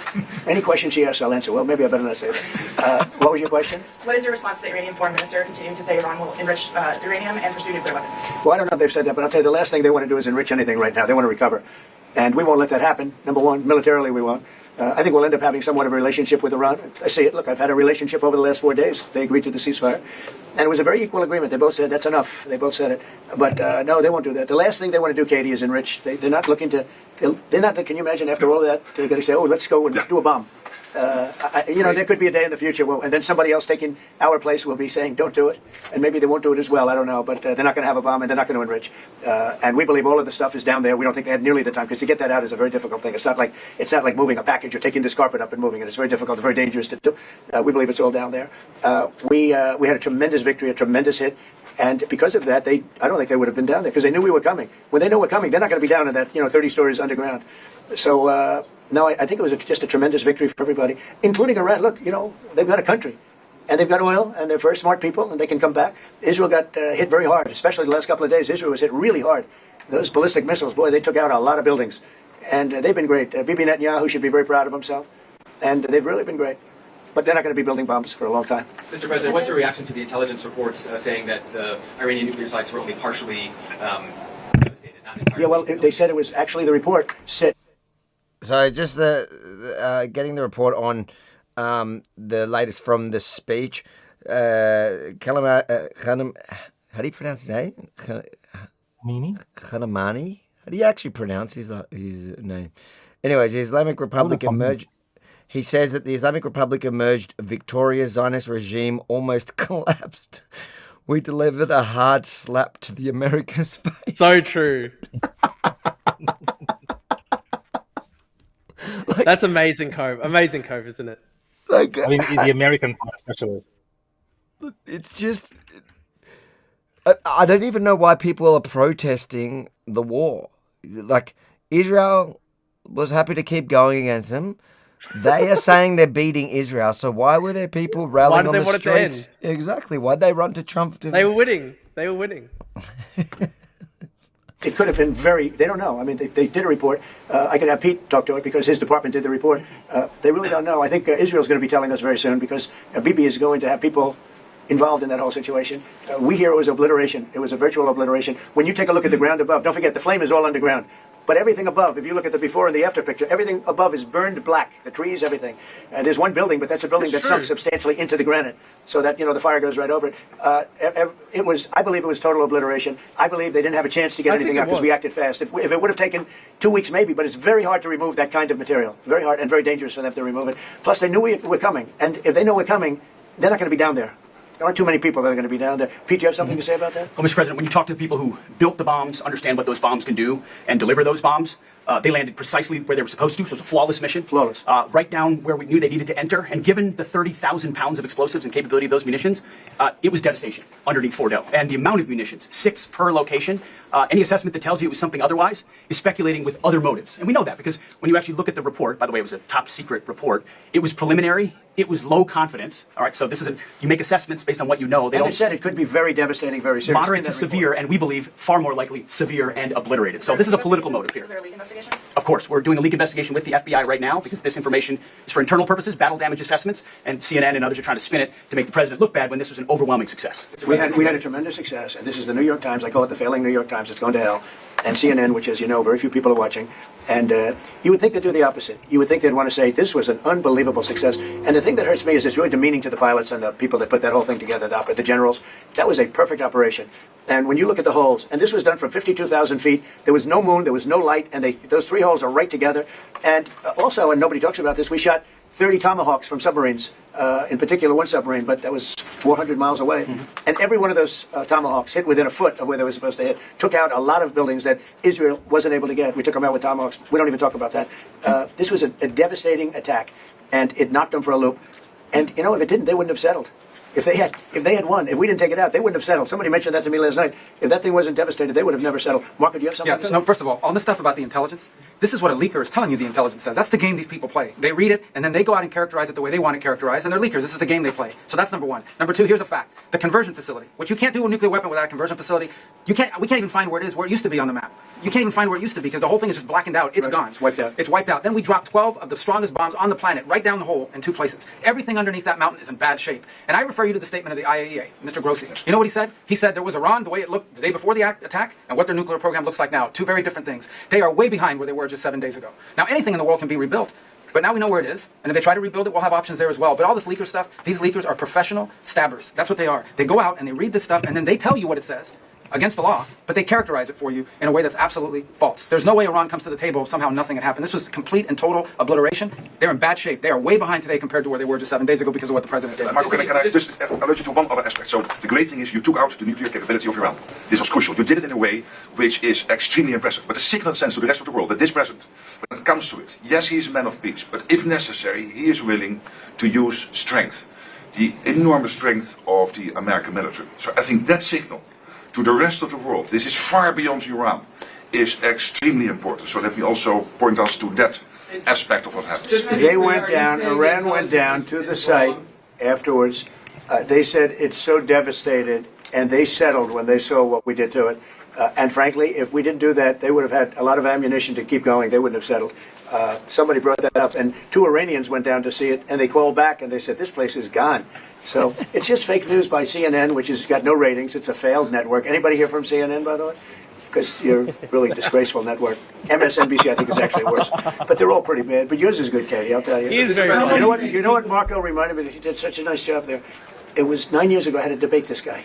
He was not easy. I think he even got better. But when you were into your little thing, I said, this is when I had to debate this guy. You think it's easy to debate him? It's not easy. How long do you think that the Iranian nuclear program has been put back by these strikes? Years or totally obliterated? I think basically decades, because I don't think they'll ever do it again. I just don't think they're going to do it. I think they're going to take their oil, they're going to have some missiles, and they'll have some defense. I think they've had it. I mean, they just went through hell. I think they've had it. The last thing they want to do is enrich. They've been trying to do it. By the way, it's hard to enrich. And, you know, when you look at a site like that, very, very hard to build. Very, very hard, very expensive. They spent trillions of dollars trying to do this thing, and they didn't come up with it. And we're actually getting along with them very well right now. But had we not succeeded with that hit ended the war. That hit ended the war. I don't want to use an example of Hiroshima. I don't want to use an example of Nagasaki. But that was essentially the same thing. That ended that war. This ended that with the war. If we didn't take that out, they'd be fighting right now. Mr. President, yeah. If the Iranians do rebuild, would the United States... If they rebuild? Would the United States strike again? And I've also sure. a question about Russia. But I'm not going to have to worry about that. It's gone for years. It's very tough to rebuild because the whole thing is collapsed. In other words, inside, it's all collapsed. Nobody can get in to see it because it's collapsed. You can't go in to see a room that has, 10 million tons of rock in it. And the tunnels are totally collapsed. Can I ask you a question, Avi? Well, they've already looked at the tunnels. This was an unbelievable... I want to ask you a question, Avi. What do you think potentially of the argument that Trump forced the ceasefire in Israel too soon? Because I've seen some people criticize. So from Israel's perspective, 100%. I agree. From Israel's perspective, I think that they would have loved another week or two. And also even from the Iranian opposition, the people that want to rise up and rebel, I know a lot of Iranians are saying that they just needed, who knows? They say another week, but who knows, right? But from Trump's position, I absolutely get why for him domestically, this was genius. And you know what? And from also looking at it from here in Australia, where I love Israel and I care about my family and my people and all that. As long as it's true that they've destroyed their nuclear capabilities, or at least set it back by a long time, so there's no real threat of that. And now we've gotten to see, I think Israel's also, like talking to my family in Israel, people have realized, okay, now we know what Iran's capabilities are with ballistic missiles.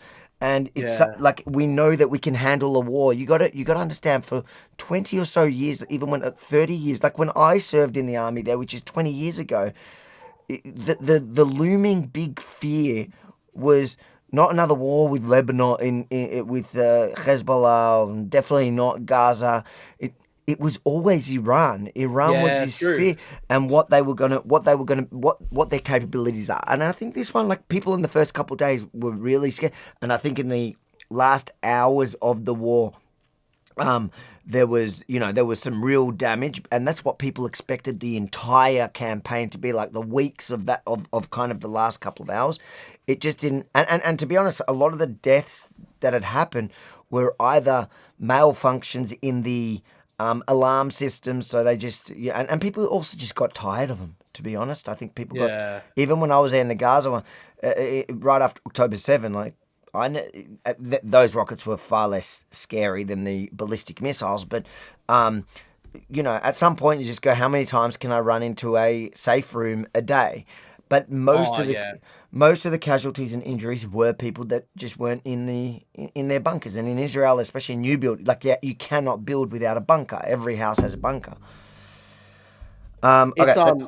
It's a little bit like that. It's a little bit like that with the Ukrainians. A lot of the Ukrainians have. I've talked to so many people in Ukraine where there's so much fatigue when it comes to running to the bunkers. So a lot of people just stay in their beds, and past a certain point, it can become very dangerous doing that. It's very hard.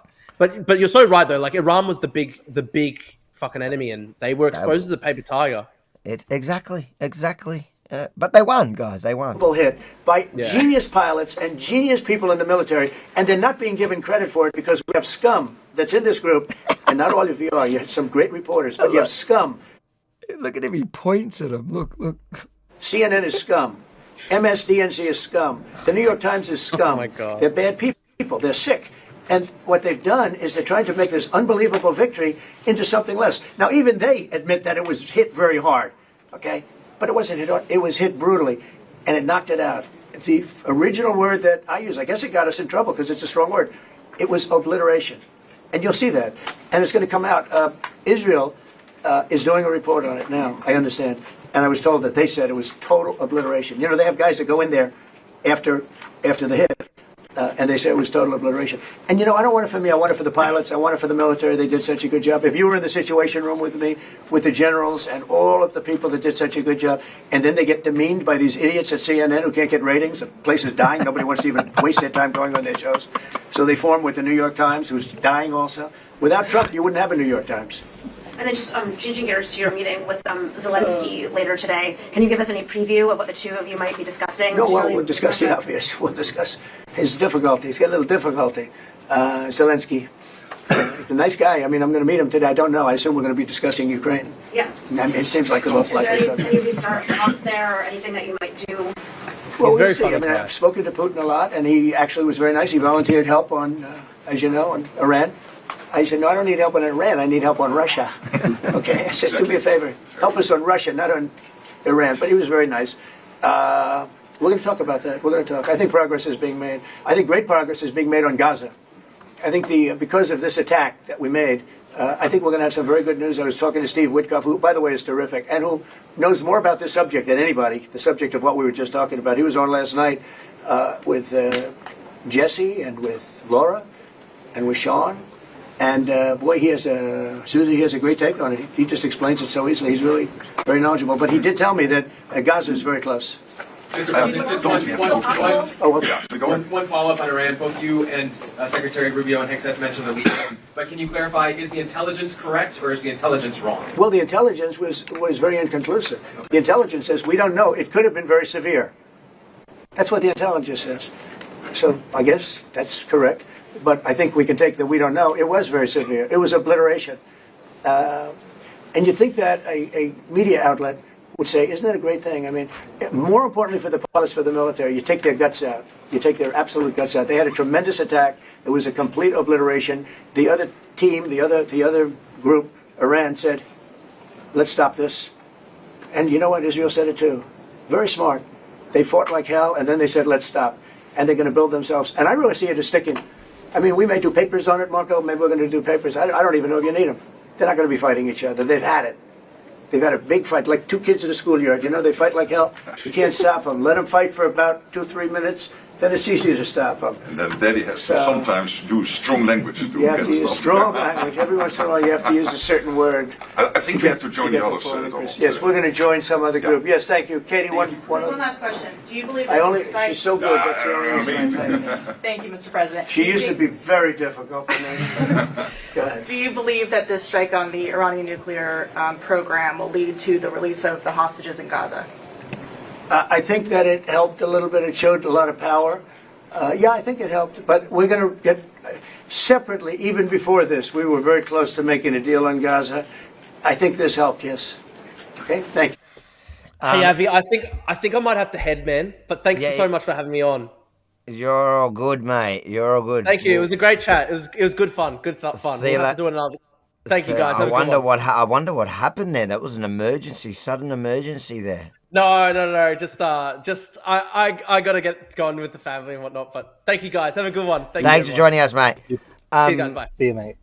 So, what I found the funniest, I didn't watch that press conference, but the one that made news in all of that was literally the last minute or last 30 seconds was the daddy. It's funny that he referred to him as daddy. Anyways, the White House is really gone with it as well. I don't know if you saw they put out a whole video when Trump returned to America with a daddy song in the background. So. It was that I guess press conference was pretty funny where he takes every opportunity, but I think he's right about the fact that they're attacking him for what should be it should be celebrated as a success. Now I know he's talking it up, but it'll be interesting to see what the Israeli intelligence report actually does say. Because it's as much as Israel. There was a statement today from the Israelis regarding it in the morning from Benjamin Netanyahu around that, and it was very interesting. He said, I don't know if you caught on to that, but that they were on the ground after the attack. So yeah, the Israelis, Israelis or Mossad or the armed forces, I don't know, but that's very interesting. He says the Iranians were there to check it out after the Israelis were there. I mean, there's a lot of things that we have to assume that the intelligence agencies in America know from their coordination with these other groups and their negotiations, as well as what the President of the United States of America would know in his talks with these people as well, through his advisors and the people who are negotiating directly. To assume that the media can look at these 2 satellite photos or 3 satellite photos that have been released of the craters and, however you want to term it, and then come to this assumption that nothing's happened underneath without any evidence whatsoever counteracting that. I mean, that intelligence report that they have doesn't say anything conclusively. So I think that was Trump's point. As far as they're concerned, it's been wrecked. So it's very interesting how the fake news media has latched onto this one point. And you'll see all the people who are against Trump and Israel to a greater extent are using these CNN, BBC articles and being like, aha, see, nothing happened, Yeah.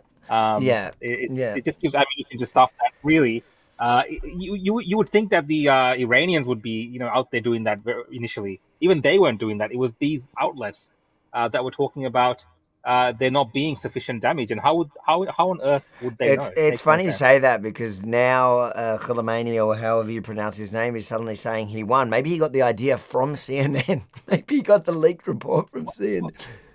Yeah, well, I mean, that kind of feeds into it, doesn't it? That all works for them because then they can show their audience when they're showing propaganda to the Iranians on TV. Look what the CNN and the BBC Well, are saying. they were putting Candace Owens and Nick Fuentes during the actual 12-day war. Now they'll be playing CNN. Yeah, exactly. That's 100%. So got a couple of super chats, and I think we'll just pivot to the couple of Aussie stories that we have and call it a night. Yeah. Jeremy says, hi, Avi. Just wanted to know what exactly was Bibi's reason as to why Israel didn't guard the border on October 7. Just wondering to know the reason stated. So I'm assuming you're talking about the Gaza border. We've talked about this before in depth on previous shows, but I think after the war, what people need to understand, Israel is a thriving democracy no matter what leftists and Islamists tell you. And one thing that's definitely going to happen at the end of this is a proper parliamentary inquiry, which is going to have all sorts of powers to dig deep into what the failures were.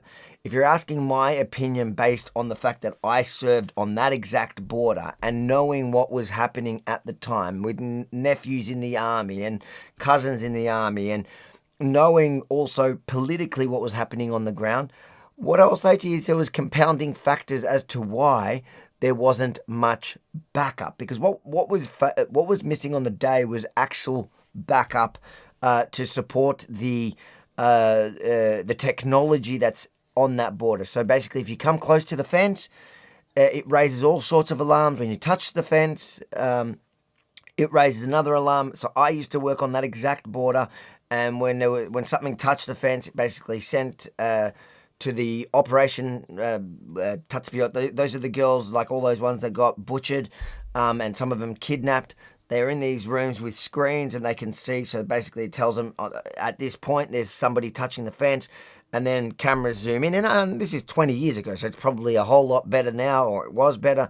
And then they call in somebody to come to the forces to come to that position and to deal with whether it's a threat, or sometimes it was literally people with white flags that were coming almost like refugees, and then the intelligence Shin Bet would come in and take them, and that was out of our thing of duties.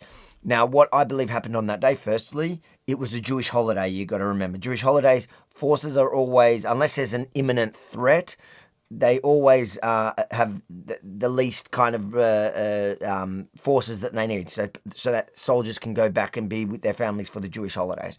So that was one issue. Two is, at the time, there was a major focus in the West Bank, and most of the army resources were placed in the West Bank because there was dramas there, and they didn't look at the Gaza border as a major threat because of the technology that's there. So they assume in the West Bank you don't have that. You don't have the fence like that, and that you don't have that technology. It's different technology, but not to this extent. Like, it's not one clear border. So there are Jewish towns, Palestinian towns. So it's much harder to kind of control and to protect.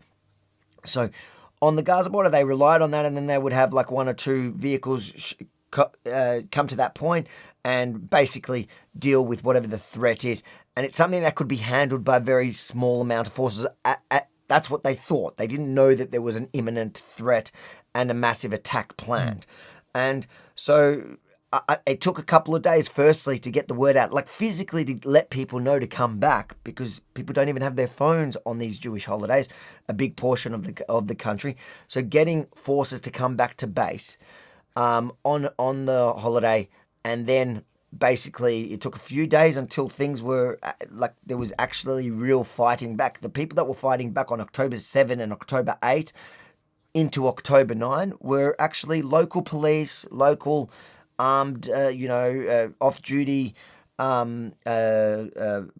military, and certain special forces units that managed to get this really quickly.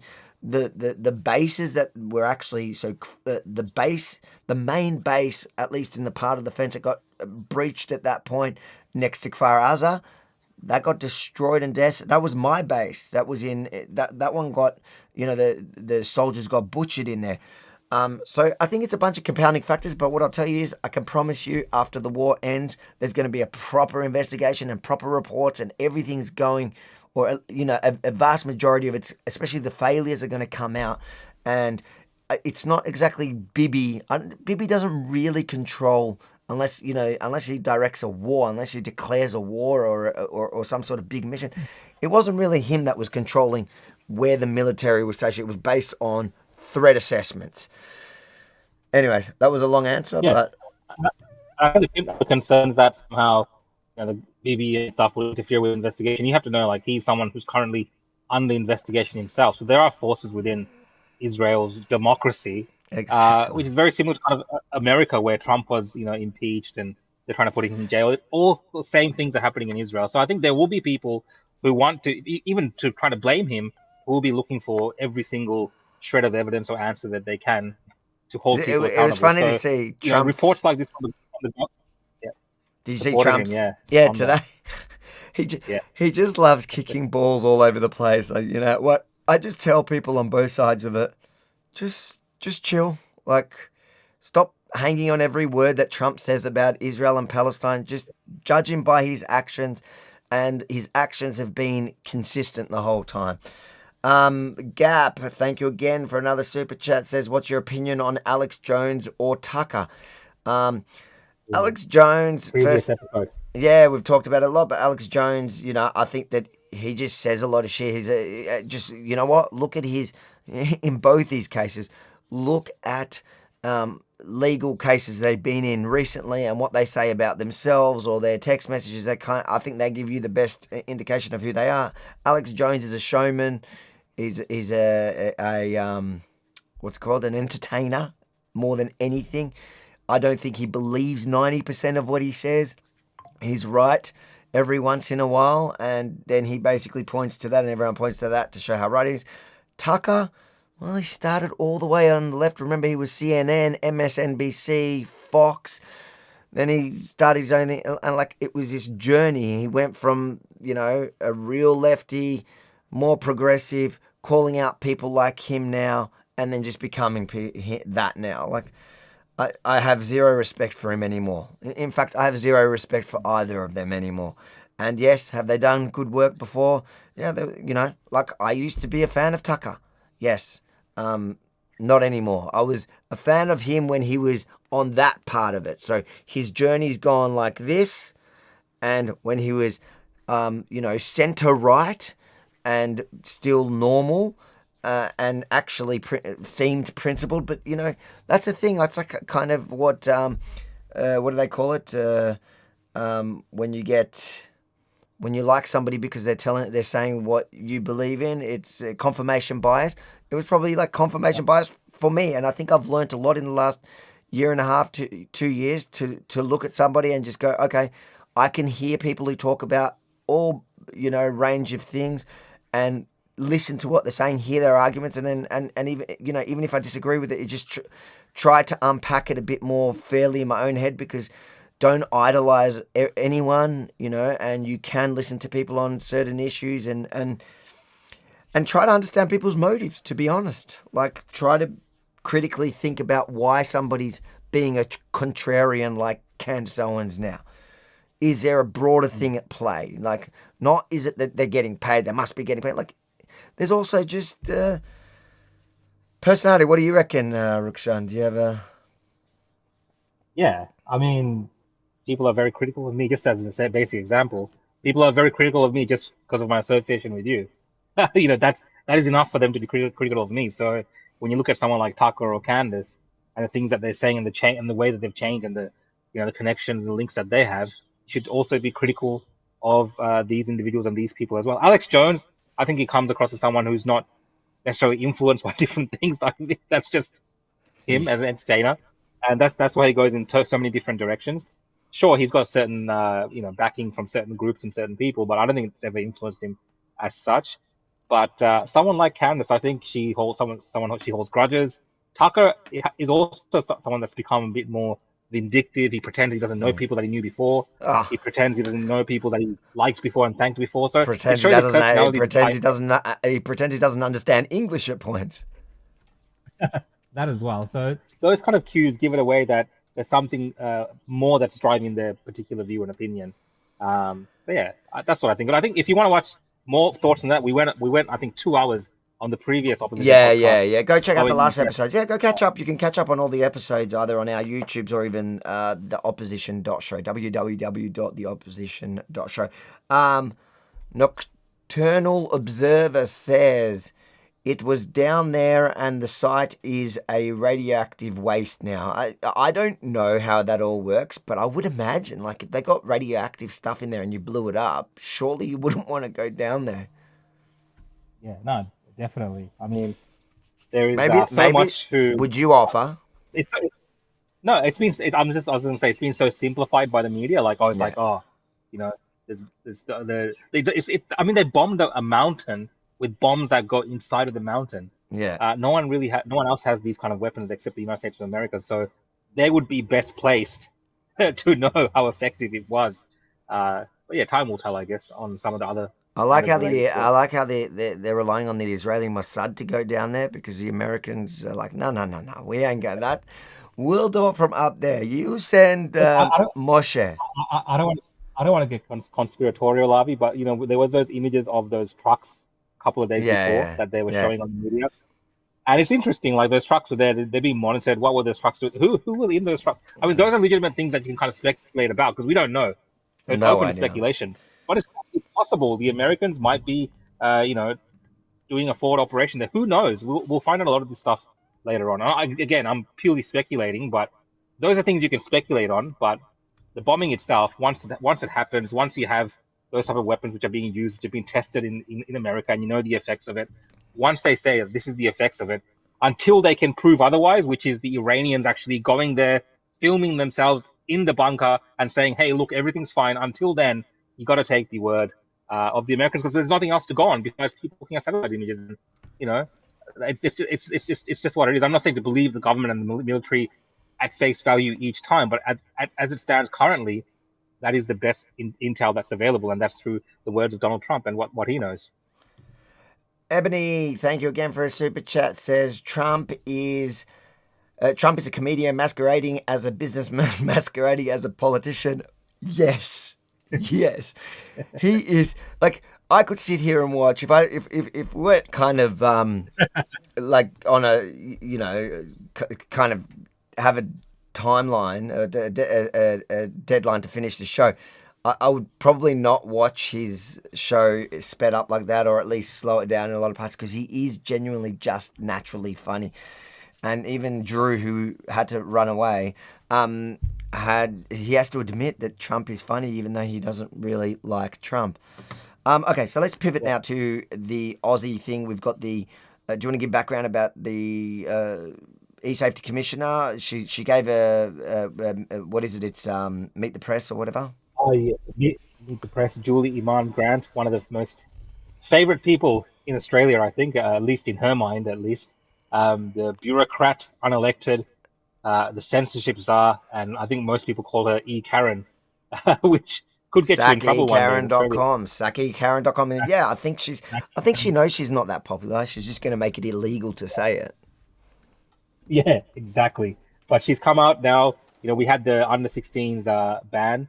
Social media ban. Is these? I think I've got a couple of the videos. We'll just watch what they're saying. How confident are you that the technology exists now to make the ban meaningfully effective, or the delay meaningfully effective come December? I think we've seen huge growth and maturation and sophistication, as I mentioned, of the 53 that are being tested by the age assurance technical trial that's being run by the department through the age certification checks scheme.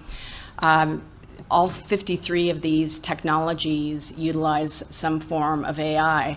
So it's kind of an innovation hotbed. So in addition to some of the facial age estimation tools, there's one that uses a lot of medical science about ligaments and ligature, which is a biometric. So it asks you to make different signals with your finger, and it can give you a basic age. And that would be very difficult to re-identify. You know, I don't know what the final scoring or accuracy rates will be on those, but what I'm saying is we're seeing innovation happening here. The more that governments are demanding effective age assurance, the more I expect the industry will start investing and innovating in these areas. So it's kind of exciting when you think about it. Exciting. That's not my reaction to that idea. I have two reactions. You tell us what you think. I think one, that sounds very scary. The idea that they're going to start, they're going to rely on technology and industry to create technology to essentially scan kids to be able to do an age verification. That's what people were worried about. But also, like, I also feel like it's just nonsense, and kids are going to get around that, whether that means like there's going to be a million ways to get around it. And what about ones that get it just wrong? What if there's like, it's just relying on technology like that sounds concerning but ineffective. What do you reckon? Yeah, of course. I mean, she's talking about some system where they measure their hands and stuff like this. I mean, someone else can put their hand, it's a bit bigger, or an adult hand, and help the kid get access to social media. So what? But I think the bigger problem with all of this, Avi, is something that a lot of people were afraid of when this kind of social media ban for children comes in, is that these systems eventually require adults to participate as well. So the rest of us have to enroll ourselves in this type of surveillance system, whether it's kind of giving biometric, facial, whatever they decide to do. See, they're testing a whole heap of technology. She hasn't decided yet which one's, the one that's going to be implemented. I don't know if she has the final choice, but it's got to come down to something which is invasive and another layer that the government has over you when it comes to accessing stuff that we've been accessing now for decades and decades without doing this, without any really major issues whatsoever. I mean, come big, terrorist events or something like this, they can go back in and search for things and do stuff like they can get warrants, whatever. But in terms of just freely accessing the internet and not having these governments have access to our own biometric data and things like this, it's never really been an issue for us to access the internet. So I think that's where the slippery slope is in terms of the surveillance state and these type of bans, which seem like have nothing to do with the rest of us and just protecting kids. Well, ultimately, it impacts everyone in society. So, and we're already saying, this all comes on. Yeah, I was going to say this all comes on the back of the fact that she pushes the goalposts and the boundaries. So when that media ban came in, initially it was about TikTok and Instagram and I think Facebook and a few others like this, right? X. Now, maybe not X. I think that's the age is different for X. But now she has come out after seeing some studies and said, actually, we've got to add YouTube to this as well. It was initially exempt, but now she's saying that YouTube is actually very harmful for kids as well, despite the fact that kids go on there to access all types of educational material. We've got little kids on, parents put TV shows on for their kids to watch and entertain themselves and also learn things as well. So now we've got Karen, who's unelected, now deciding, actually, we're going to add YouTube as well. So what's next? What's the next thing that she adds onto it? And YouTube's arguing that they're not a social media, they're a streaming service, which is going to be an interesting court case because they're going to fight and YouTube's going to... Google has, they have the resources and they definitely don't want something like this taking hold because it's not even just the Australian market. They know that once it happens here in Australia, it gets exported somewhere else, so they will fight it. But how would that even work? Because YouTube, you don't have to be logged in to stream videos. It's a bit like TV. You don't have to, you know what I mean? You got free to air. I mean, I see the internet as a place that would fundamentally change as a result of this coming into play. I don't know if straight away they would implement it, but slowly they would add more barriers to the way that we freely access information. So it might require all adults in Australia, if you want to access the full YouTube, you now have to be logged in, completely logged in. It's already like that for some videos where you have to be over 18, so you're going to be logged in. But I'm saying in general, like these services might become very closed off just in Australia. All that's going to happen, I can predict what's going to happen. If you make it harder to use YouTube, everybody's going to find another platform. And then they're going to have to fight some random other website and fight that to implement it and include it on... that's all that's going to happen because, the videos that you have to be over 18... Like, I don't even upload videos like that because it just cuts your viewership straight away. It's just annoying. Like I save those for Pornhub. And kids are resourceful. When we were younger, there would be way to get like bootleg stuff, whatever. It was happening, right? You had access to things. Kids, they have their compatriots overseas that are follow music people, whatever, and they have access to these TikToks and stuff like this. Of course, the kids in Australia. They're smart enough to figure out ways to access the same material. It might not be on platforms which are monitored by the government, which is then where it gets dangerous because then you're going into dark areas of the web that might not be regulated at all, where now children are hanging out, maybe in chat rooms, maybe in other devious areas where there is no oversight whatsoever by even companies that have policies to protect children. So that's the danger that we're going into with a policy like what Karen has come up with, which is totally Orwellian. It's something, of course, her being an American, someone who's worked in the White House, I believe. I even heard previously in the CIA at one point or had an internship, something like this. She comes from the land of freedom and, she comes from a country where there's this battle for the idea of free speech and it's very highly enshrined and protected, including for children to be able to express themselves and have access to information, especially educational material. All that stuff is very protected in the United States of America. And here she is in Australia, where we don't have these protections. All of a sudden, she's calling all the shots and deciding on a whim, oh, no, we're going to add YouTube now. So this is where the problem is. And I think this is why lots of Australians are against what she's doing. And she's very unpopular. She comes across as an elitist, someone who's above the people. She pretends to care about the kids as her cover. They always need some sort of cover to to protect the things that they're pushing on us and what they're doing. Yeah. And she's very effective at it. Like because the what's his government, name? Like what's his name that you said earlier? Like we just watched. All right. Yeah. So, but we don't. Labour and Liberal, none of they're just going along with it as well. So it's not like there's a political will and a political force to deal with her. No, she has carte blanche right now in terms of the social media platforms in Australia, at least. And of course, in the future, it could be other things which are added to it as well. Because when it comes to children, the argument is, well, we have to do everything possible to protect them, which most people would agree with. But there is this kind of balance that we have to have when it infringes on all types of other freedoms as well. So, yeah, I think it's a very interesting time we're going into, especially because I think this is meant to come out in December. So it could be a failure. The government's had previous programs like this where they've dramatically failed and they've scrapped it. Let's wait and see. But hopefully there's some pushback. Cruel Intention, thanks for the super chat, says, Karen, bullshitting. No biometric AI could detect someone 1 week before turning 16 or 1 week after. It will be digital ID. And I tend to agree with you. Thanks, Cruel Intentions again. Did I say Cool Intentions? Cruel Intentions. I'm freaking tired tonight. Appreciate the super chat, but I agree with that. Yeah, I agree as well. Let's watch this. Olivia Island from the SMH and the Age. Thank you, Commissioner, for your speech. A part of the Trump administration's push for free speech has said that they've threatened retaliation against people who impinge on online speech. Are you concerned about being able to return to the US yourself, or what might happen if you were to go to the US? Well, I guess the way I look at the Online Safety Act, and next week we are experiencing our 10-year anniversary. We were created by a democratically elected parliament as an independent statutory authority. The laws that we administer through the Online Safety Act are passed by the parliament and the thresholds.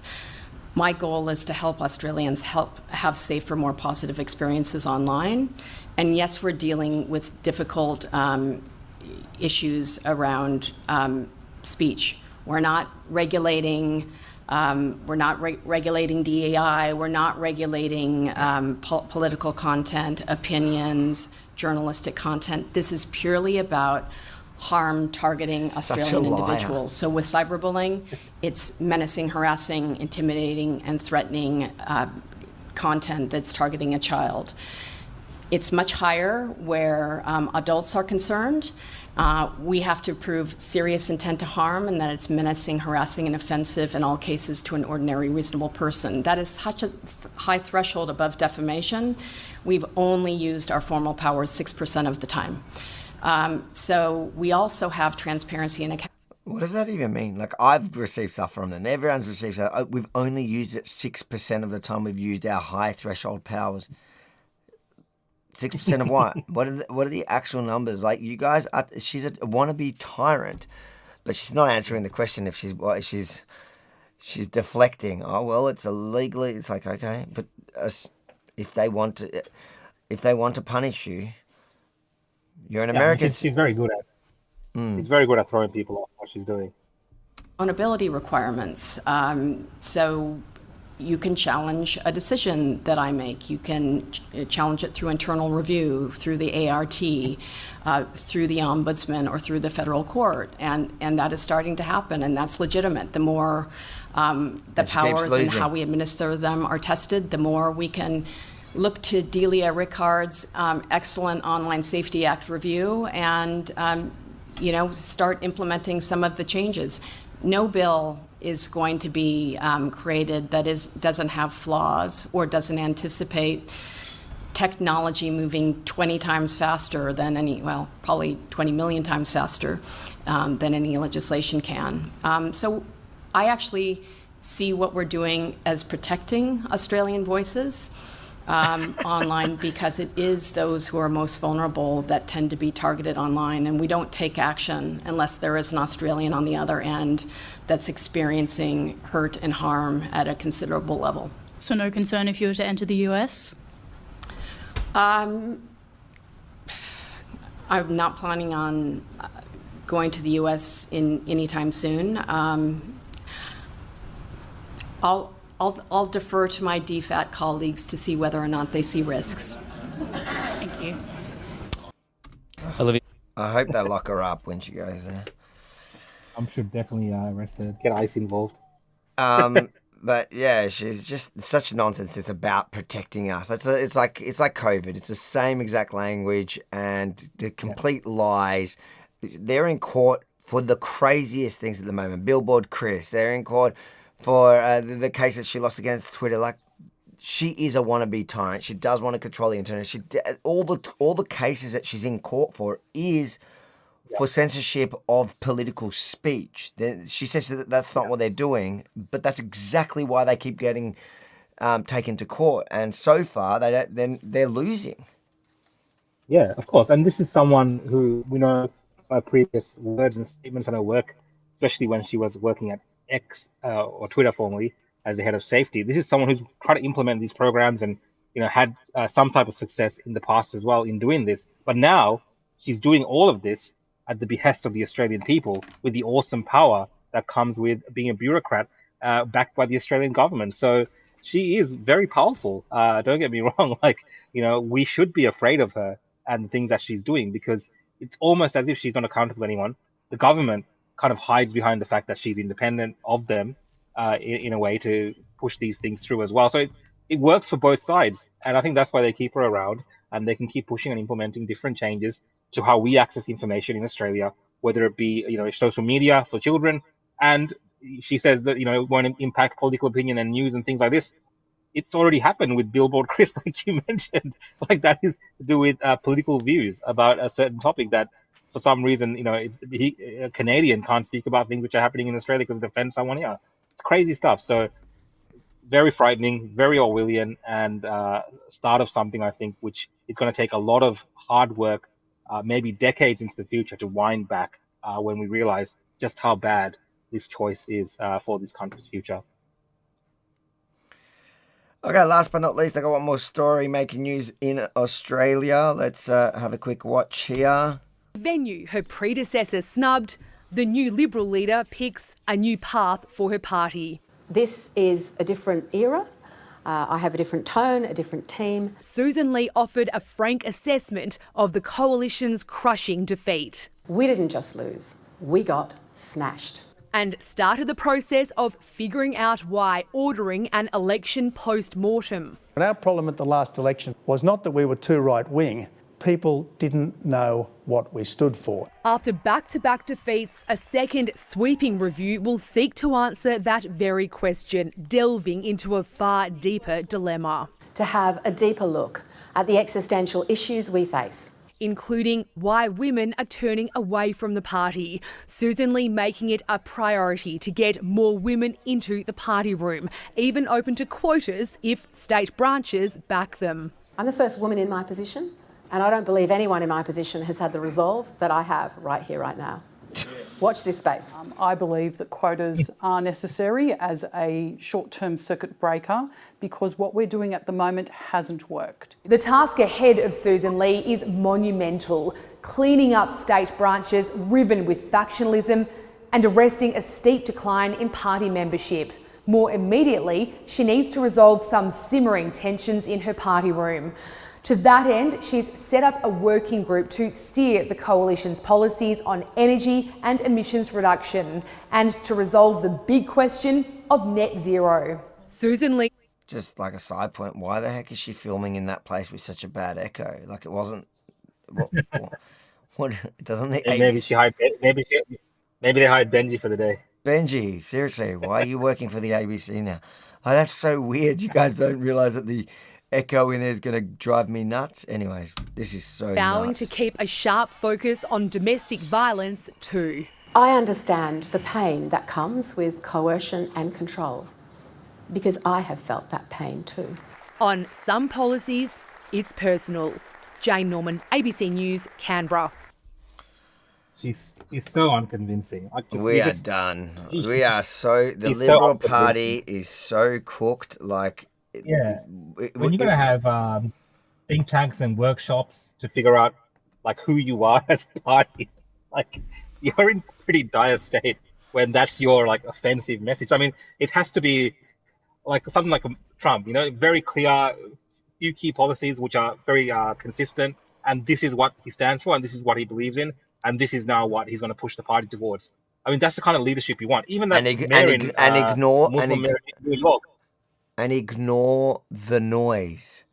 Ignore the noise. Ignore the noise, yeah. These guys are the opposite. Like, they're driven by the noise. Dude, do you understand now the Conservative Party of Australia is going to implement gender quotas? What? What is conservative about that? So they've lost elections because no one knew what they stood for. So they're deciding to stand for Labor policies. Mazel tov. Yeah. Congratulations, we are cooked. You saw the guy that's going to be the mayor of New York City. Well, I mean, honestly, he's more convincing. Like you saw the way he spoke, at least about the things that he articulates and believes in. He's more convincing. Like Susan Ley. You know what? It doesn't matter because you're going to end up be voting for the both. It looks like they're both advocating for the same thing at the end of the day. They're going to be the same. That's true. Like he also wants quotas. I'm sure he wants quotas for women. 100%. So this gives me no hope. I have little faith in where we're heading in Australia when it comes to. We have zero opposition on a state level. We have zero opposition on a federal level. It's dire. I think we might all just move to Sri Lanka. Yeah, come to Sri Lanka, guys. It's very good. It sounds safer there. Listen, mate. I know you've got a banana. There's no. You can go to the shopping centers. There's no people walking around with machetes. It's very safe in that aspect. And there's no. Are there Palestinian protesters on the streets there? There is a faction of there's like a very kind of socialist, communist style groups in Sri Lanka. Like it's very kind of a popular movement, and there are groups here that openly support the Palestinian cause. Are there protests blocking the streets and all that? No, not like frequently or anything like that. Not like that. I mean, there's a big Muslim population in Sri Lanka, so obviously they would align with the Palestinian cause. So I mean, there has been marches and things. Not the way that you see in Melbourne. No. Are there rallies for trans rights? Here and there. You know what's funny? When I went to my hotel in Colombo, in the capital city, I drove past I was staying next to the Canadian embassy, and the Canadian embassy has a Canadian flag, and they have the trans flag flying very proudly in Sri Lanka. So you're seeing these things kind of creeping in with the foreign governments which come when I went in Perth. When I went in Perth to do my visa prior to the Trump trip, so I had to go to the consulate there or whatever, just because that was the first meeting I could get. And I walk in there, and this was under Biden's period, but there was a big American flag and a trans flag, and I'm looking at it thinking, how is that? Like, well, this is a consulate for America. What does it have to do with trans? It's a cult. It's a religion, and they want their own. They want their own territory. That's what it's about. They want to conquer the world, and that's why you're going to see it more and more. Especially in Australia, we're going to see it because nobody's stopping them. Listen, mate, I'm going to let you get to your holiday. I'm going to get to dinner. I want to thank all the people who tuned in tonight. I know it was. I think we've got to come back to Australian subjects more because. Tonight's audience wasn't as big as, although some of the other subjects, when we focused on the war, we had some massive ratings. I think maybe people's just are sick of seeing you on holiday. War fatigue, holiday. Let me pull my camera up, Avi. I'll see if I can get it up here. I'll show people like what I'm doing. 1 second. There you go. There's that's kind of where I'm staying. It's just like it's like a forest next to me. A banana forest. Have you eaten any bananas off the trees? Are they not good? off the trees. You can see. People just. You can see there's some growing there. If you can see it there. Yeah, how funny. There you go. Oh, look, he's got the zoom. I got the zoom happening. So yeah, I mean, look, fruits and food and all this kind of stuff. It's amazing here. Like in terms of that, like I'm really enjoying. Eating all the delicacies and all the fresh fruit, like everything grows, like there's just fruit everywhere, so it's amazing. But there's a heat. I'm struggling with the heat. Like I was actually contemplating. What's the weather? What's the temperature? Temperature's probably like, let me just check. Weather in Colombo.